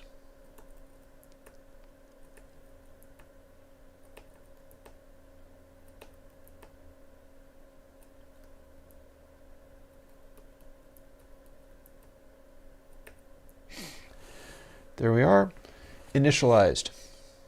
Now we're finished with MultiBandDistortion.cpp out of the VST version. Now we can go over to this and start adapting this stuff over. Sorry if I'm snuffly. Sometimes my glasses for reading the screen pinch my nose in such a way that it makes me be snuffly.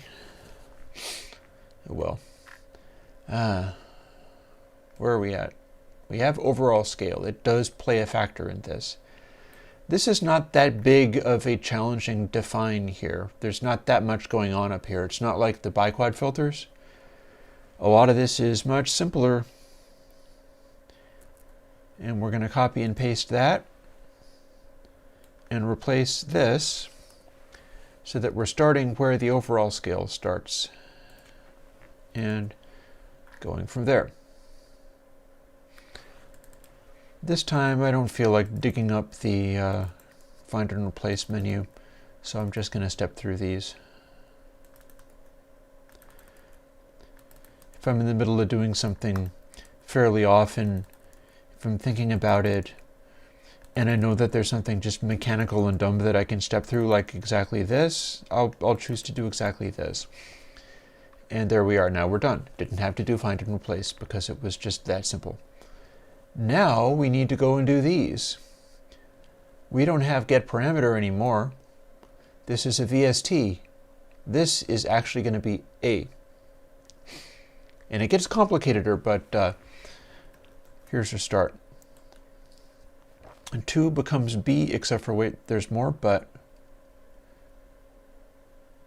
And 3 becomes C. I'm not sure why these are not perfectly in order, but they're not. 4 becomes D. Looking around and seeing where these lie. 5 becomes E.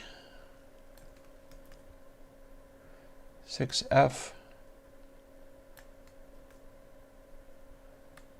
7 G. H. And I. Now remember, we weren't using exactly this. Our output global is based on a get parameter 9 that is negative 48 to 0. What we have here is 0 to 1. So what we need to do is go and look again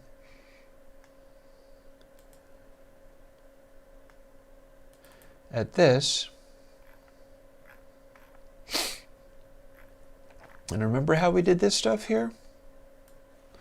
See how it says B times 48?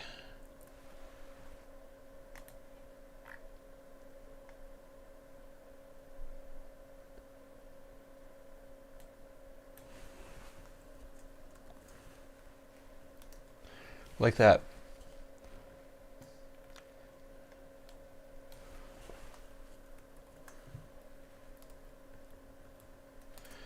Same for C.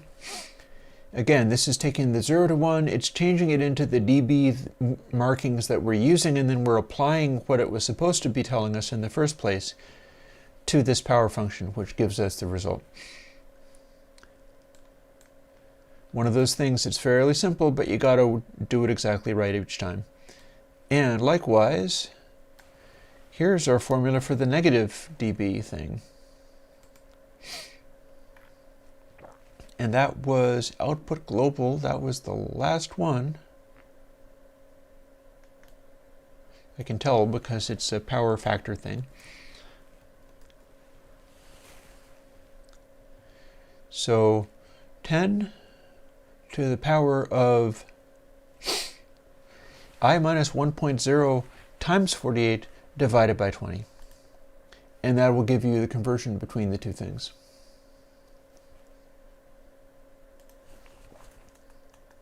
Oh, and I missed a couple. Look at that. Look at that. But no, I didn't, because check it out. We've already got this. We don't need this. We have input sample L and input sample R. Back in the day, I didn't instantiate variables. Oh, well, bear in mind, this is dB factors, so you have to do, 10 to the power of 4.76321. It's really tricky that way. You cannot simply do multiplying factors. This is converting dB to ratios, and so you must use the power correctly.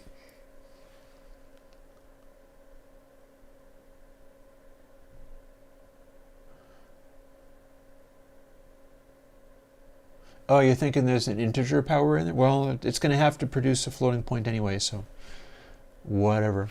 We don't need this. Goodbye. But we do need more of these. And technically, we could be doing them in line, but we're not gonna. Because this is exactly the way that it was done back in the day. It's a blast from the past. So all these choices are going to be made the way that I used to choose them as well. And for that reason, stuff like this, normally I would be declaring these in the middle of the code, but here we're declaring them up here in the top before sample frames. Back in the day, I thought maybe you got a gain out of that.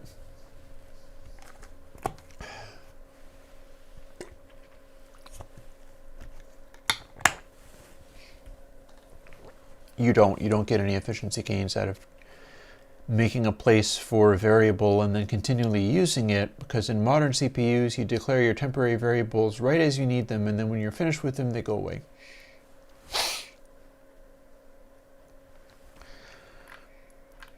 Alrighty, guess what?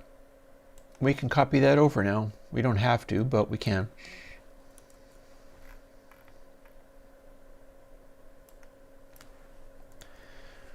That is now everything we need for both the versions of it. Next thing we do is the actual porting of the code over.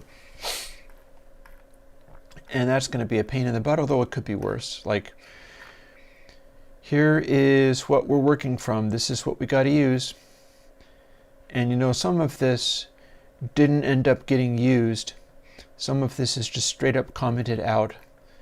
So what we can do is I'm going to leave that there as blast from the past factor.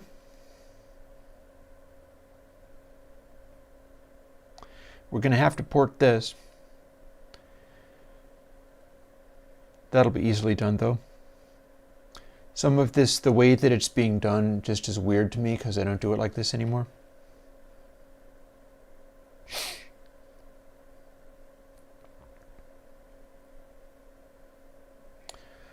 Let's just copy the whole thing over and go from there. Like, I'm having to literally copy everything that's here other than incrementing these, because it's all implemented so weirdly. We're going to be changing it a little bit anyhow. Over to the final result. At this point, we don't need this around any longer. We're strictly in VST land now. We're starting from here. And we're using this. I don't think we had any dry wet in that, so I'm not going to be worried about it. And everything that we do has to go between here and here. I am going to keep the noise that stops stuff from getting denormal numbers. We are going to have that. But here's the part that we need to change. Look at all of this. So let's start by porting this and removing some of the stuff. Let's start by removing stuff.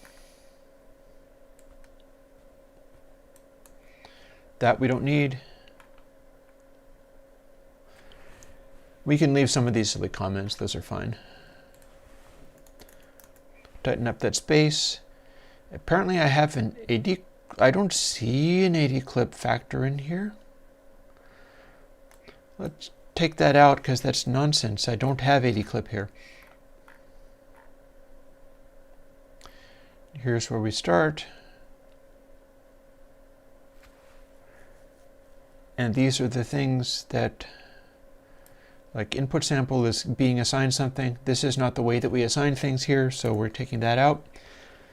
But we are allowing ATA dry sample, which is declared somewhere entirely elsewhere.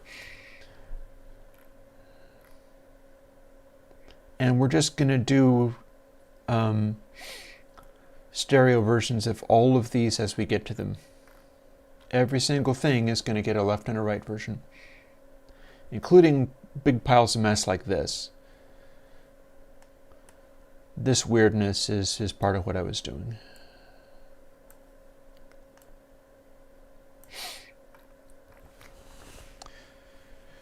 And then lastly,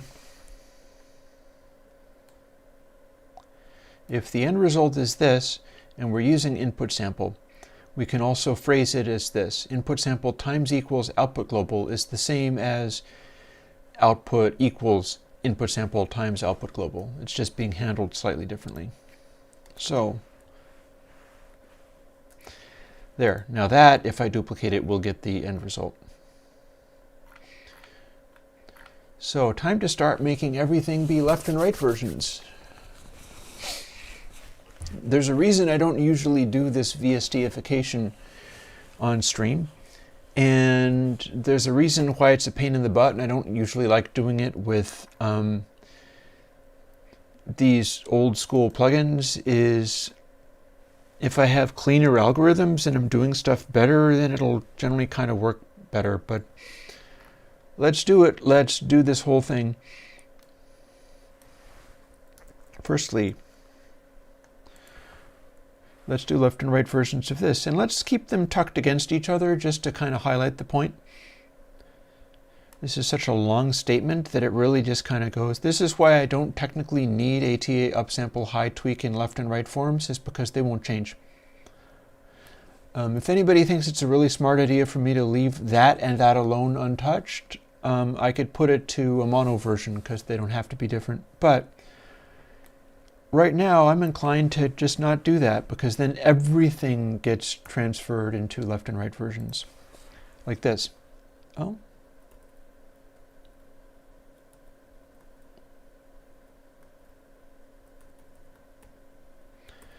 And I just know that if there's anything in all of this stuff, everything is literally going to have to be made into versions, including that. This is why the size of this is a pain in the butt.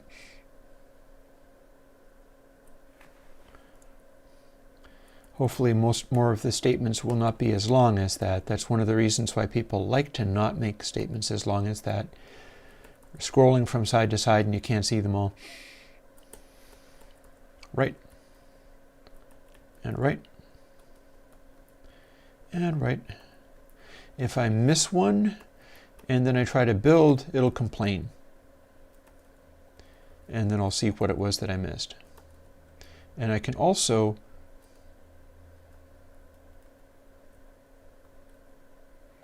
do that.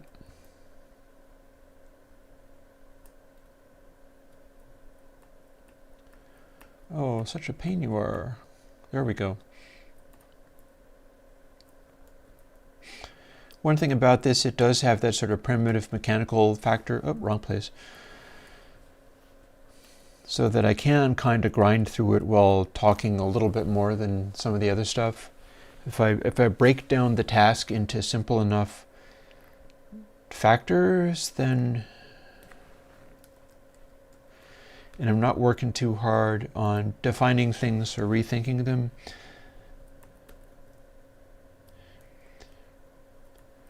do I have IIR amount as, I doubt I do. Nope, I don't. That is not stereo, nor should it be. I also, if I mistakenly make something like gain L or gain R to be a left and a right version, it'll complain about that too, and I'll know to put it back. Onwards. It's these things that are the variables that we're working with are the ones that I need to alter.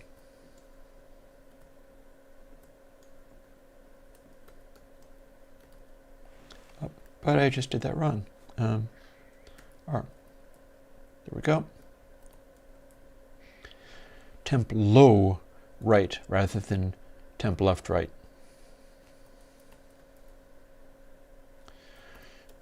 Also, sometimes I like to have these calculations be 0.0, have them be floats and doubles and things, rather than an integer that's then being subtracted by IR amount, meaning that it has to sort of go over and recalculate it. I'm going to leave that just because that's the way I had it back in the day.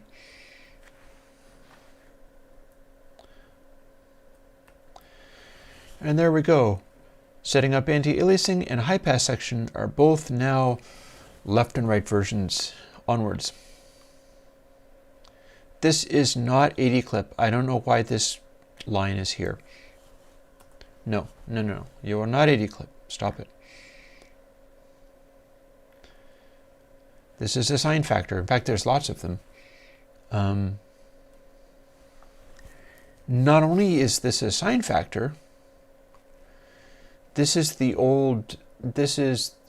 experiment that I called new channel that was such a failure. This hardness parameter is making a section of linearity between This is putting linearity between where the sign starts and where 0 starts.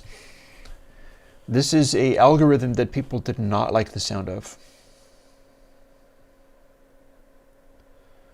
So let's see, temp H, that's, we can do this. we need 2 of these.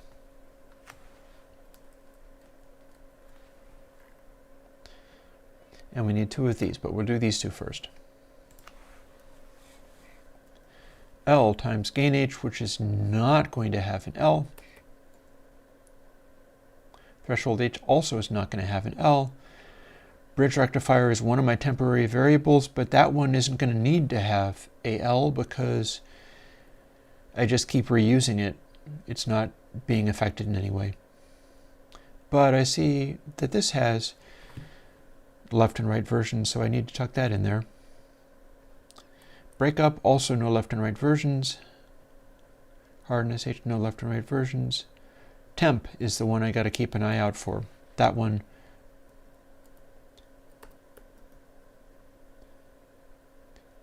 And there we have it. That was it.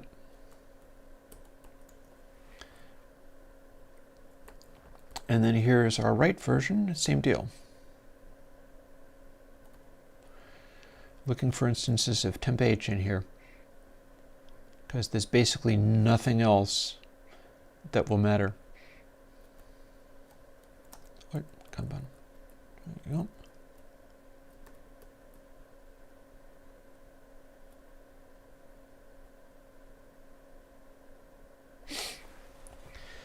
Seems good enough. On to the next one. Same deal. Yeah, I would never do it this way now. And copy, a couple of pastes. Let's put a space in there because I'm going to want a space in there. Same deal, looking for temp L.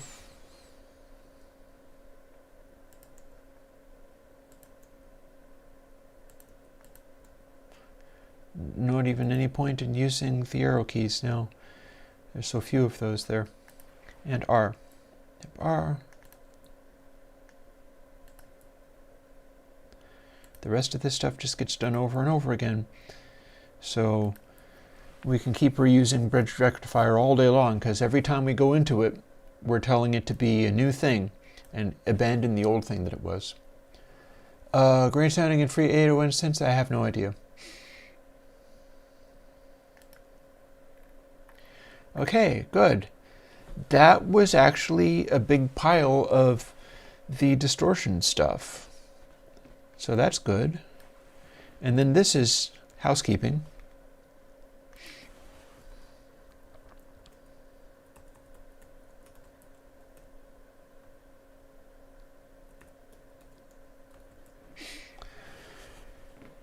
That's giving us a interpolated sample and our weird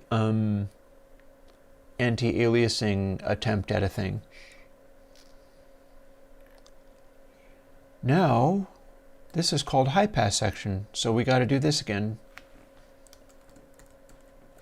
There. L's and R's. L, L, L.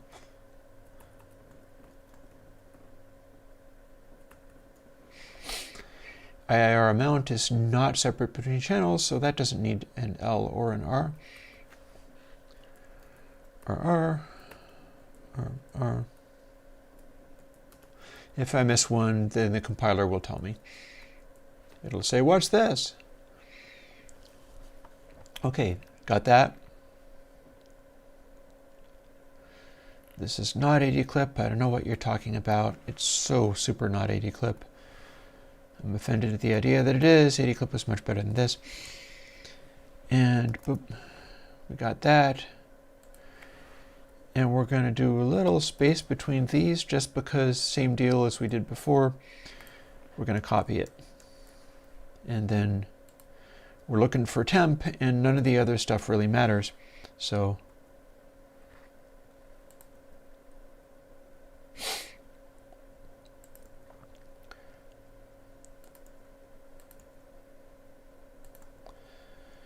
L and R. Just kind of sort of bounce back and forth between those. Wrong place.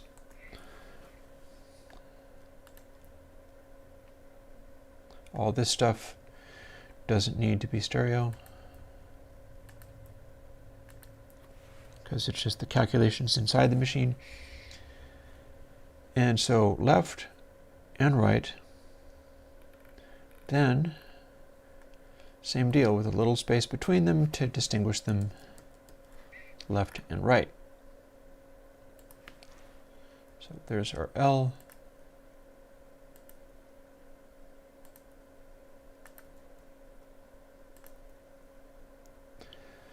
This might not run insanely late after all. We're kind of getting down to, great free 808 synth from modern Roland. I'm thinking maybe not. Free is another challenge entirely, but I find some fault with the stuff that Roland does these days as far as honoring their classic analog devices. It's quite a shame, really, because it legitimizes stuff like Behringer doing things. I think it's not great what Behringer does with that kind of stuff. But when you go to Roland, Roland is not going to give you simple circuitry that does those kinds of things. Instead, they're going to give you sort of reimagined virtual analog versions of those things, and that's not going to be the same. So let's see. L and R. Have we done that? I think we have. There we go. Yep, seems good. This stuff's going to be messy. So, and raw sample. We need 2 versions of this. Boop. LR.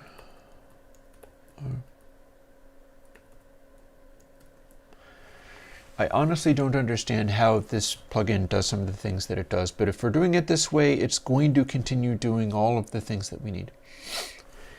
So anti-aliasing sample section for halfway sample. Let's copy just this area. And add, well, no, not adding. Adding here. L and R. And let's do the same thing here, and then we'll go through and tediously update all of this stuff. L and R. There you have it. So now, same deal. Whole bunch of typing in stuff. Caps lock engaged. Begin typing in stuff. L.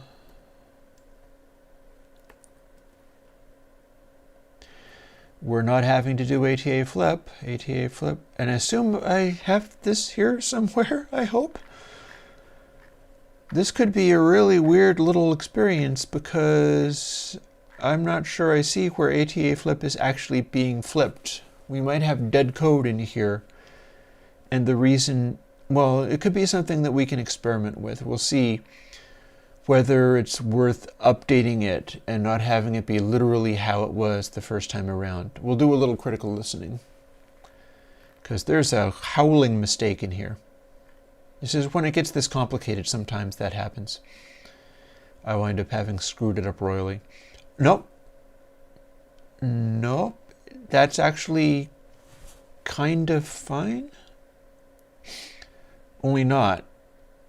No, there's still a bug. There's still a problem.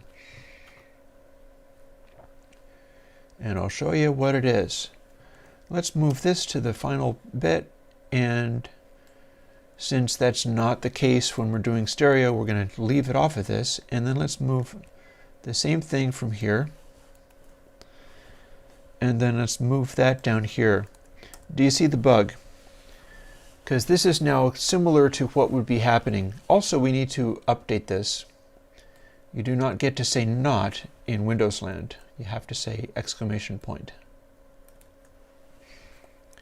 That said, you see what's happening? We are doing this flip bit where it's supposed to be handling this differently for every other sample. It's one of my interpolated samples. It's one of my interleaved samples. And I'm assuming I don't have that happening elsewhere up here, for instance. I don't have it there. This is not an interpolated IIR filter. I don't have ATA flip showing up here anywhere. So it lives entirely down here. But the bug that I'm telling you about is this. We're flipping from one mode to another mode in what we're calling halfway sample. And then we're flipping back for the regular sample, which means that for each of those, they never see half of their code. It's supposed to be doing that once through each global sample in the sample buffer. Instead, it's flipping twice at the same places each time in the sample buffer, so that's disabling how this works. And we're going to have a look at that and see whether maybe we can debug it and have it acting a little more like I wanted. This could be one where it just went out buggy, and as I re-release it, I'll re-release it with that bug fixed. It'll depend upon whether it sounds the way I want when I change it, because you're probably going, if it's a really subtle change, I'll probably keep the debug. But this is super obviously a big bug. Can't do a Boolean interleaved flip and do it twice per sample. You just get the same thing back again every time. L, we're putting in these. L, putting in L's. ATA decay also is going to get an L. We don't need one, but we're getting one because that's how I did it.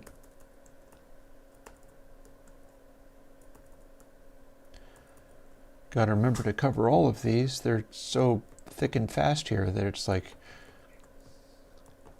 a little overwhelming seeing wherever I have to put the L's.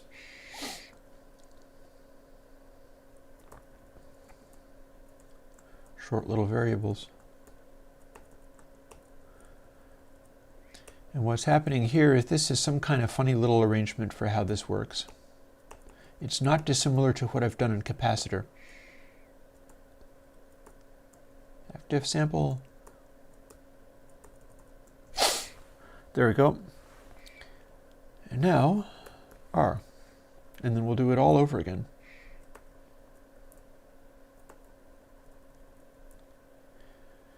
And if I ever do anything this dumb again, thwack me with something.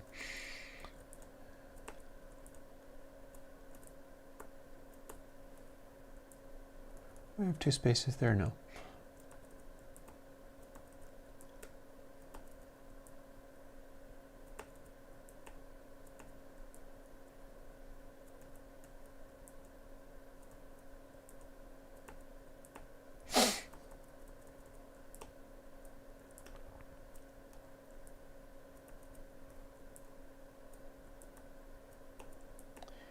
I'm definitely going to listen to bits of this stream later just to see how loud that fan really is, because I think that's very loud.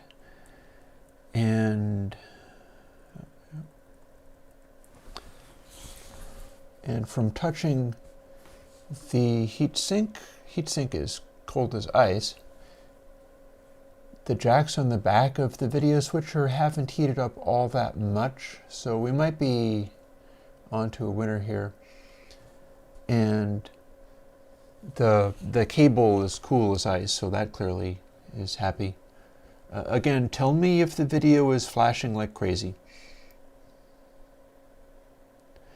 As far as Pultec NeVQs, careful about that because that's not even a thing. There is no Pultec/NeVQ, it's not a thing.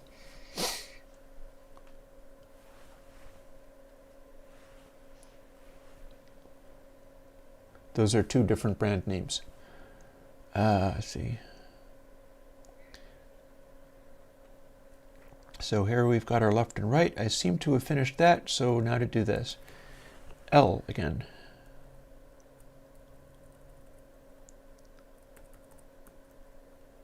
Getting close to the end of this, though. It's exciting. We'll actually be able to hear the result.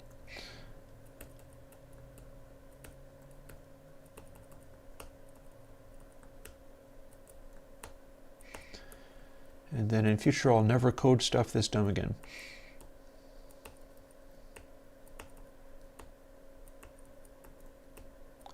Watch how they decide to take this into Surge Synthesizer. I'll cry. I'll be so upset if they take this into Surge Synthesizer. It's such a garbage plugin. But I know somebody who really wants it, and I know there's a bunch of people in like D&B who would be able to get use out of it, so it's okay. It can be useful for a suitable purpose rather than having to be good in its own right, which it's totally not. Onwards.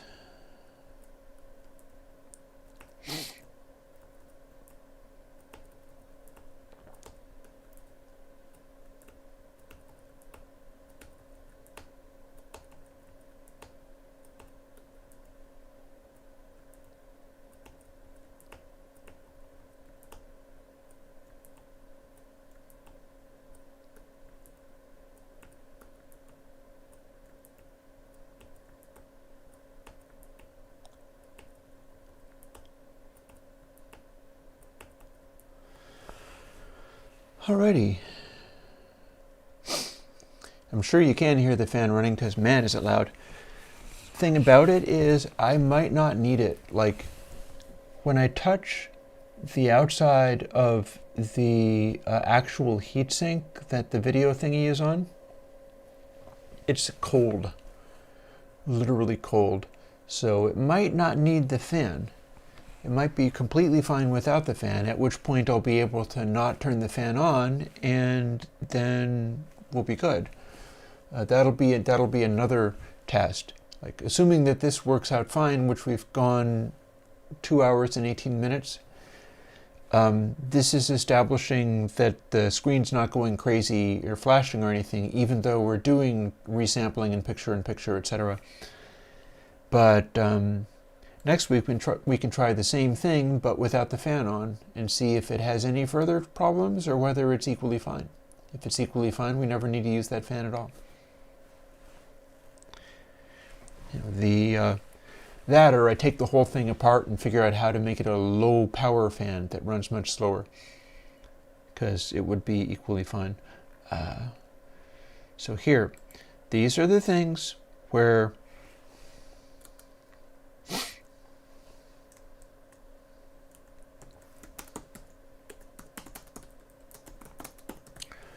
we may not need that one.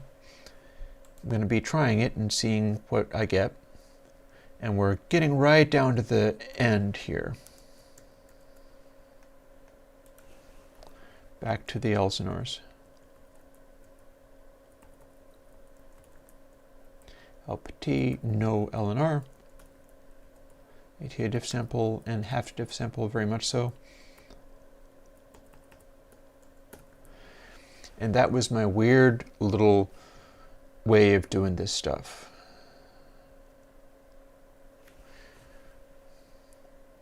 Then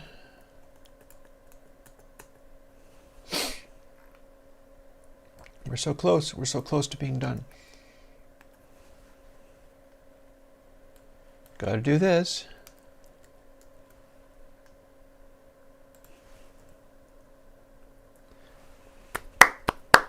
That might be done. Oh, I can't do laundry just yet. There's still things that I gotta try. We're not done here, but we're getting pretty close to being done here. You have to be able to hear it. I have to confirm that it is correct. I have to copy this part from here. Look at all that code, yikes. Down to here.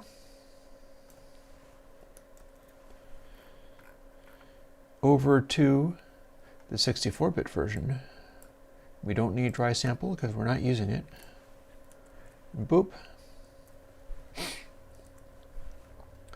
And now that we build this, I didn't make any typos and it worked just fine. Why would you have capacitor and biquad and focus at the same time? Bro, sometimes I think you're just trolling me. Come on, honey.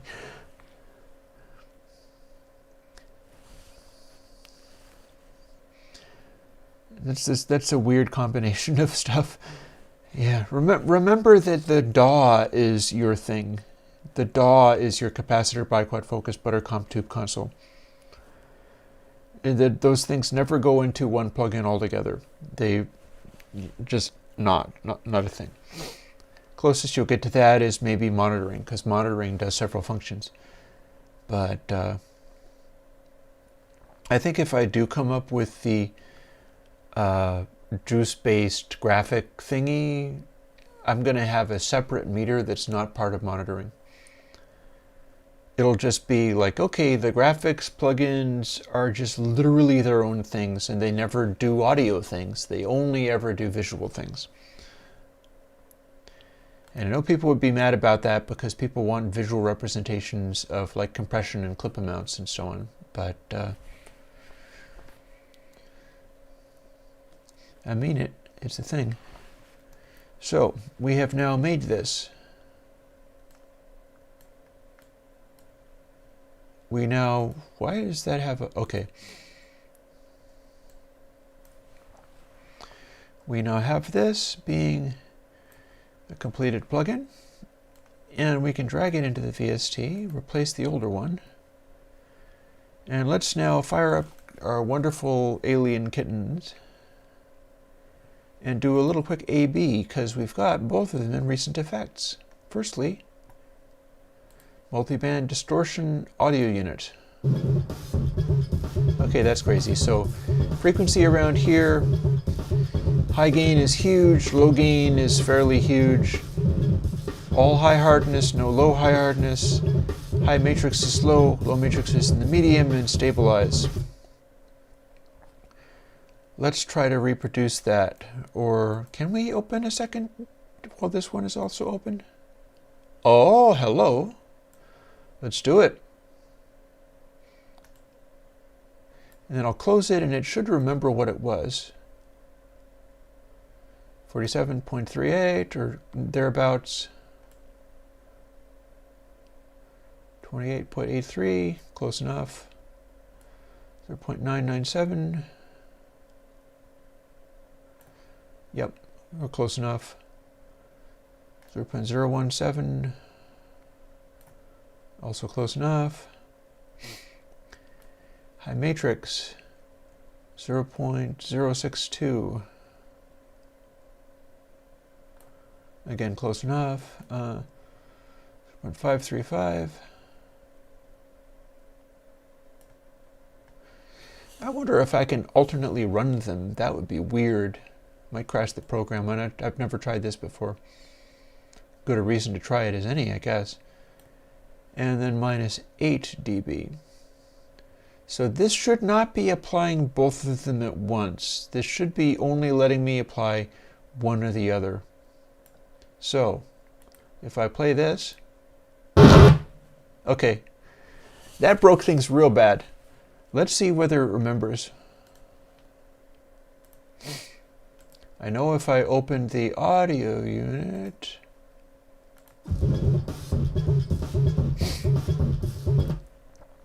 and then if I open the VST, do you remember what the VST was set to? And is it going to blow up? It's going to blow up. I did something wrong. Let's go find out what I did wrong. There's H gain and L gain and all of that kind of stuff. Output is not being handled correctly, so something's wrong. Let's go fix it. And I think it might have to do with that output processing. See, I got input sample times output global. I'm missing something here. Like, this is duplicated perfectly, but something is terribly wrong. Therefore, I got to find the place where I'm not handling it correctly.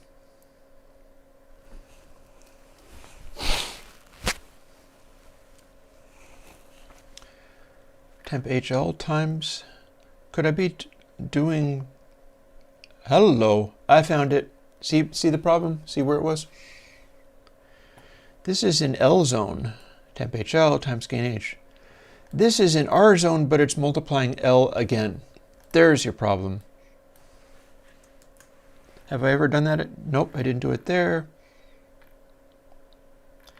I didn't do it there, and I didn't do it there. I did it in only one place, and it's going to be the same here. Temp HL, and then L again. It's supposed to be R. That'll fix it.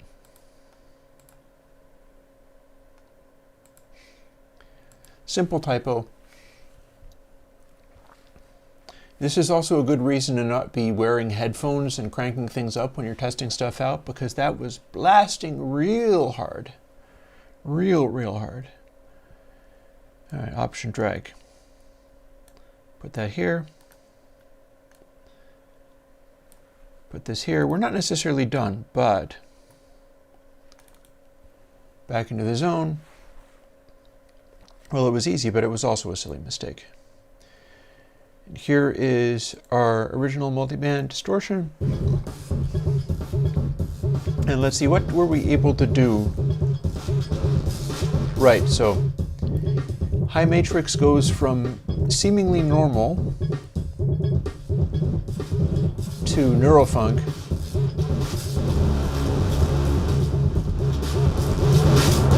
to loud.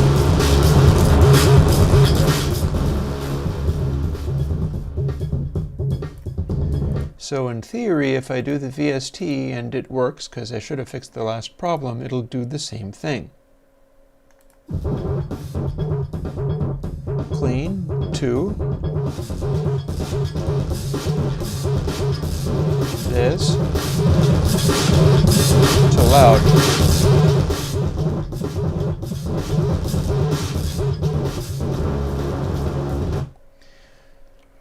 Honestly, it sounds a hair different for me, but there's nothing that's actually different. Let me reconfirm that. No, it's not really different.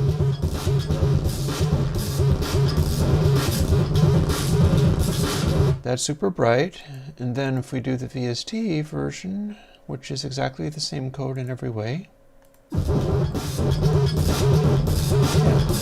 No, it's the same. Oh no, I never updated the asymmetrical distortion things, but I can call this asymmetrical just because everything is completely lopsided and weird. It's terrible. We're gonna maybe change that before I shut down the stream. Let me take a moment and do that now. Might as well. Because I'm gonna want to update it.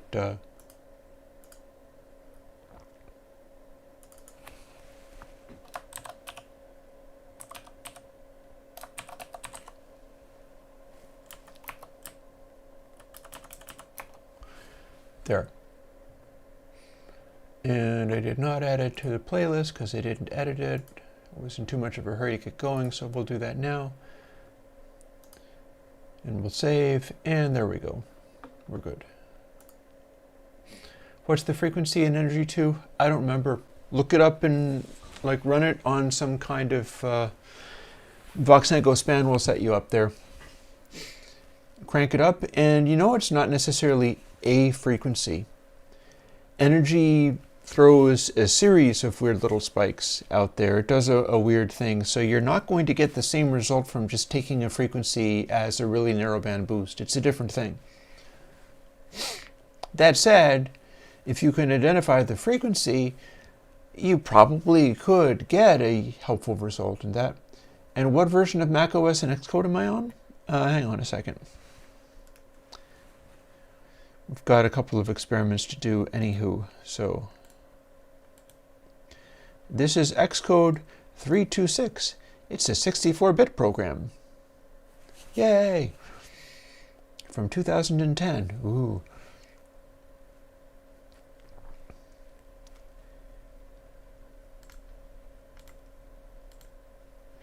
And we're on Mac OS X 10.6.8. Snow Leopard. On an 8 gig RAM laptop with 2.53 Intel i5. Alrighty, now let us try something.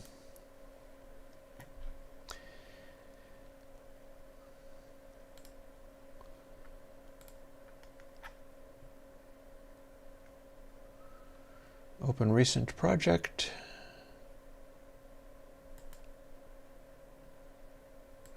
Here's our multiband distortion. Let's go and look at its code, because we have a problem in here.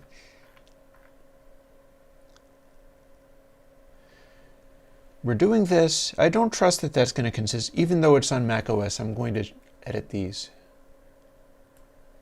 I found that on Windows it doesn't let you say not. No, it's not Mac OS 8, it's Mac OS 10. Here's the thing. I need to do what I did and have it not be doing ATA flip between these things and do it twice. This is defeating the purpose. The way this is working, the halfway sample always runs this code, and then the other sample always runs this code, and the ATA flip never does what it's supposed to because I'm doing it twice. I want to hear what happens when I'm not doing it twice. So what we're going to do is take this out, have it only once. In fact, maybe I'll even move it to here just to sort of further make the point. Now this is doing what it was supposed to do. And we're going to build it. And that's buried in my Airwindows folder where GitHub lives. So we'll dig that out.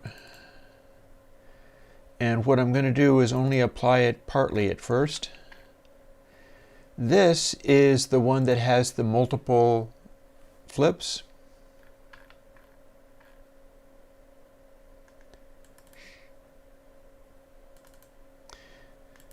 And this is the fix that I just did.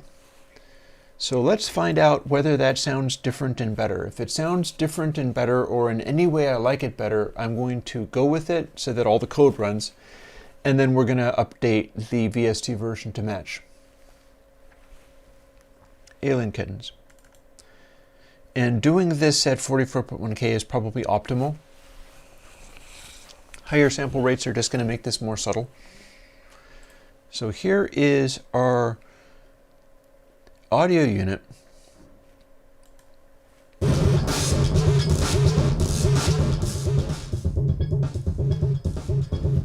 Our little hissy noise. Let's skip ahead.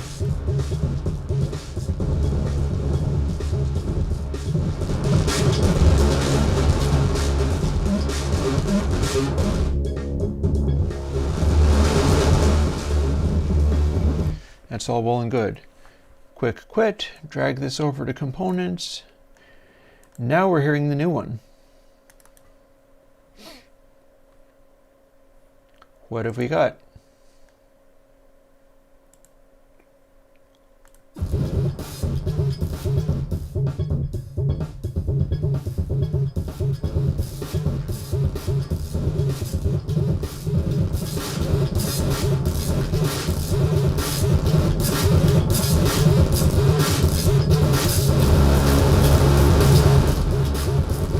Well, for one thing, it's a lot louder. This is interesting.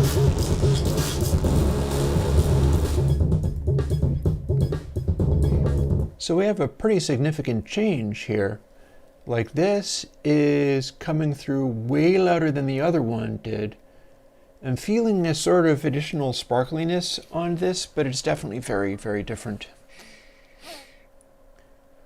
What have we here? Which one do we like best? Let's pad the output trim down, seeing as it's going to force things to get excessively loud.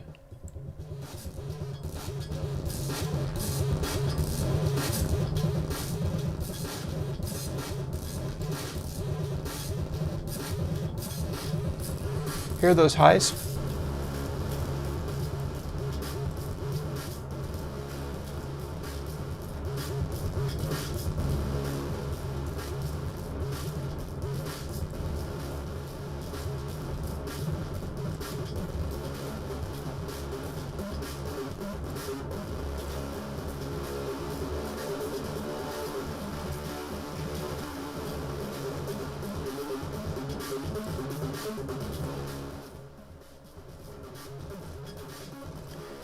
Okay, that's an interesting snare sound.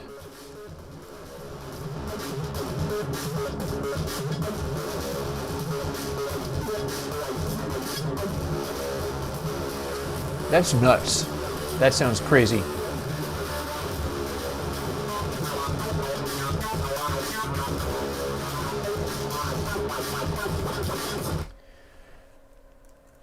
What was the original one like? Let's find out. options, so I still have it. And if we go back to the original one, what we get out of that very hot, brutal, gnarly, nasty neuro madness, instead we would have this.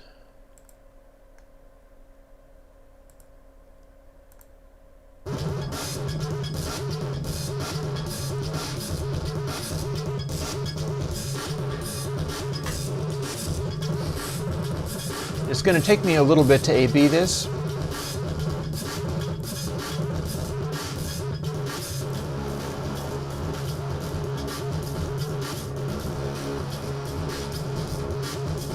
So, give me an opinion on this.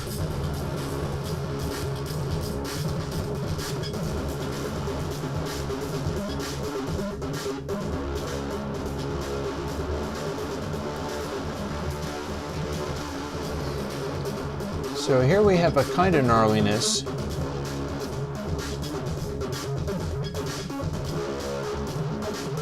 There's a certain edge to it, all right.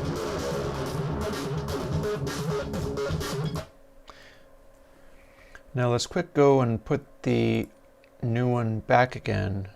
If we can. Do we have this in the... Come on, you. Build. And then what's this? Is this part of... Nope, that's the VST. This is the one I want. So remember what that previous one sounded like? Here's the new breed again. This is with the bug fixed. Is the fixed bug actually better?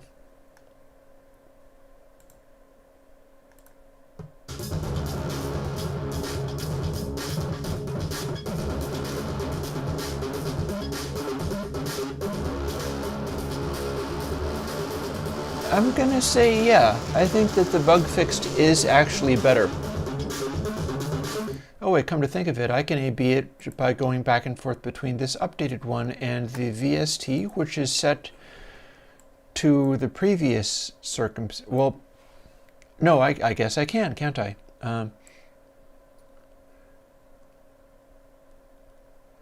We'll try to set it to all the same things.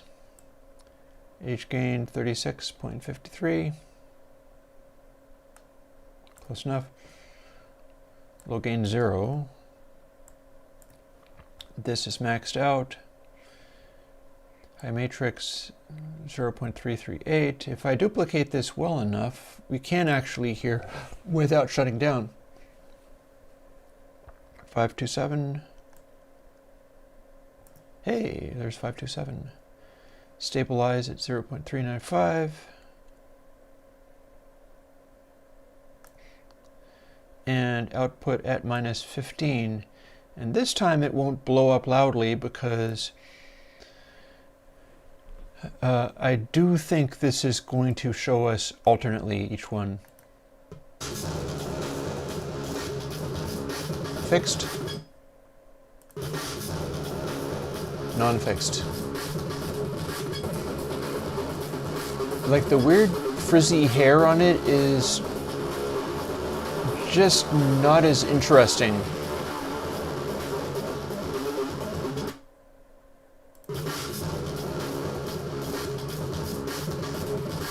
When it's doing it the way it was designed, the sheer top end is a little bit better. It's not very different. It's a little tiny bit different. This sounds a little bit more electrical. It sounds more correct for such a horrible noise.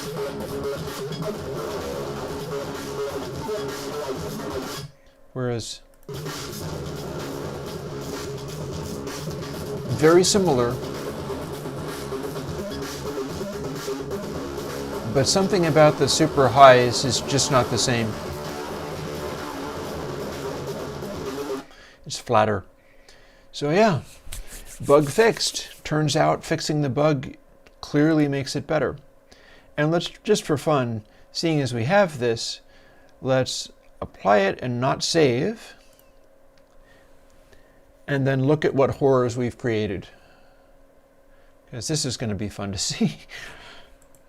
We'll normalize it, and then zoom right in.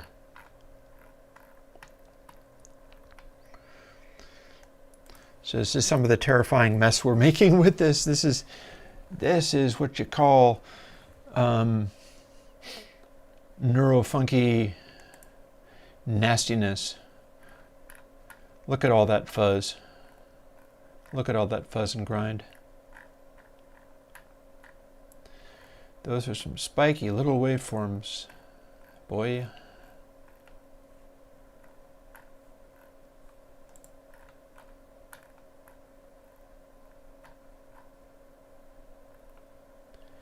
Yeah, that's some wild nonsense going on in there. Damn. So if you want your crazy D&B or whatever thing to look like this when you get done with it, or just your D&B base, this is probably going to give you the tools for making stuff really, really, really messy. And if you undo it, and then undo that,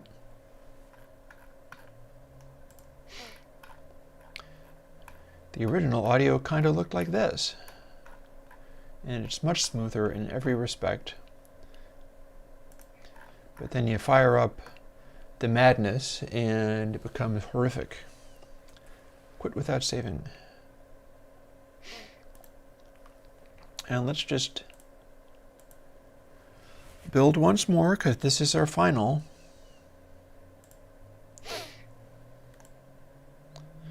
Option drag that to components and drag it to the desktop, and that is our final. That's the one that we're going to keep.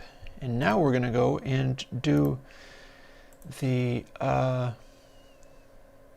if we can find it, let's see. Here we go. Now we go and fix this both places it exists in the VST, because we're going to be doing the same thing. Fixing the bug right down here at the bottom.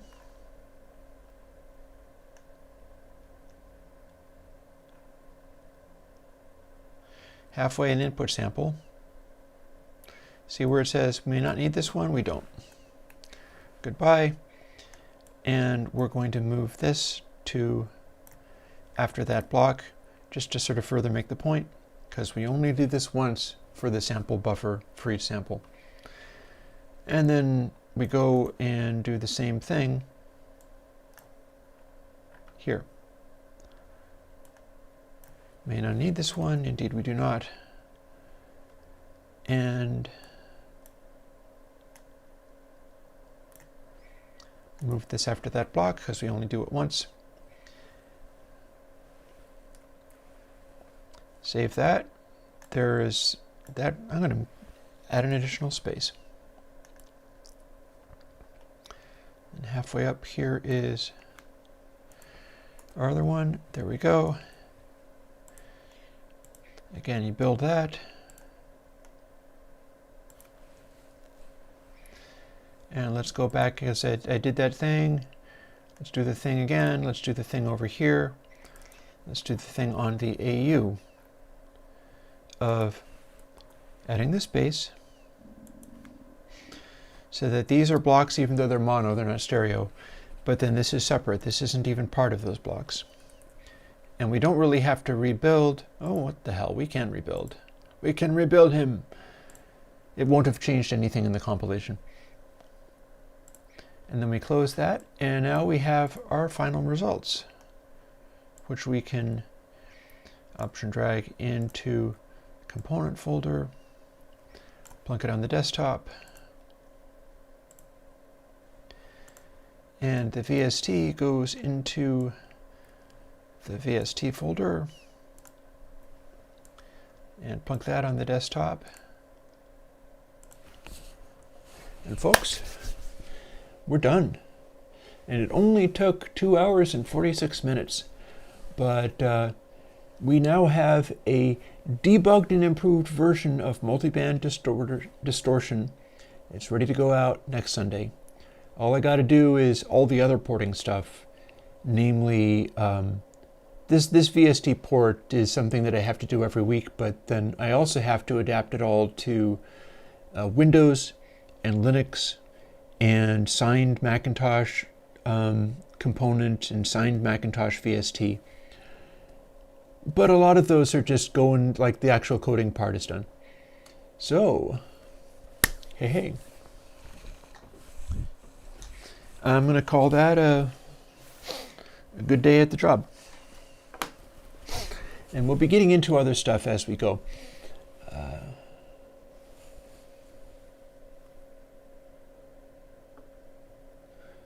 Alrighty, I see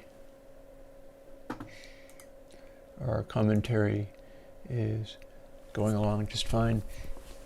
So yeah, we have successfully reached final plugin for the MultiBandDistortion port to VST, and we even managed to debug it. All very cool. I will talk to you folks later. I'm going to have a bit of a lay down, and see you on Sunday. And I may or may not be doing some music streams if I can think of good ways to do them, or if I feel like doing them. We will see how that develops. I'm enjoying doing the music things more as I keep kind of refining how I'm doing what I'm doing. And we'll just see how that goes. No promises. I might see you next on Sunday, but it is possible that I'll do some of the jamming stuff again. We'll see how it all goes. Talk to you later. Bye-bye.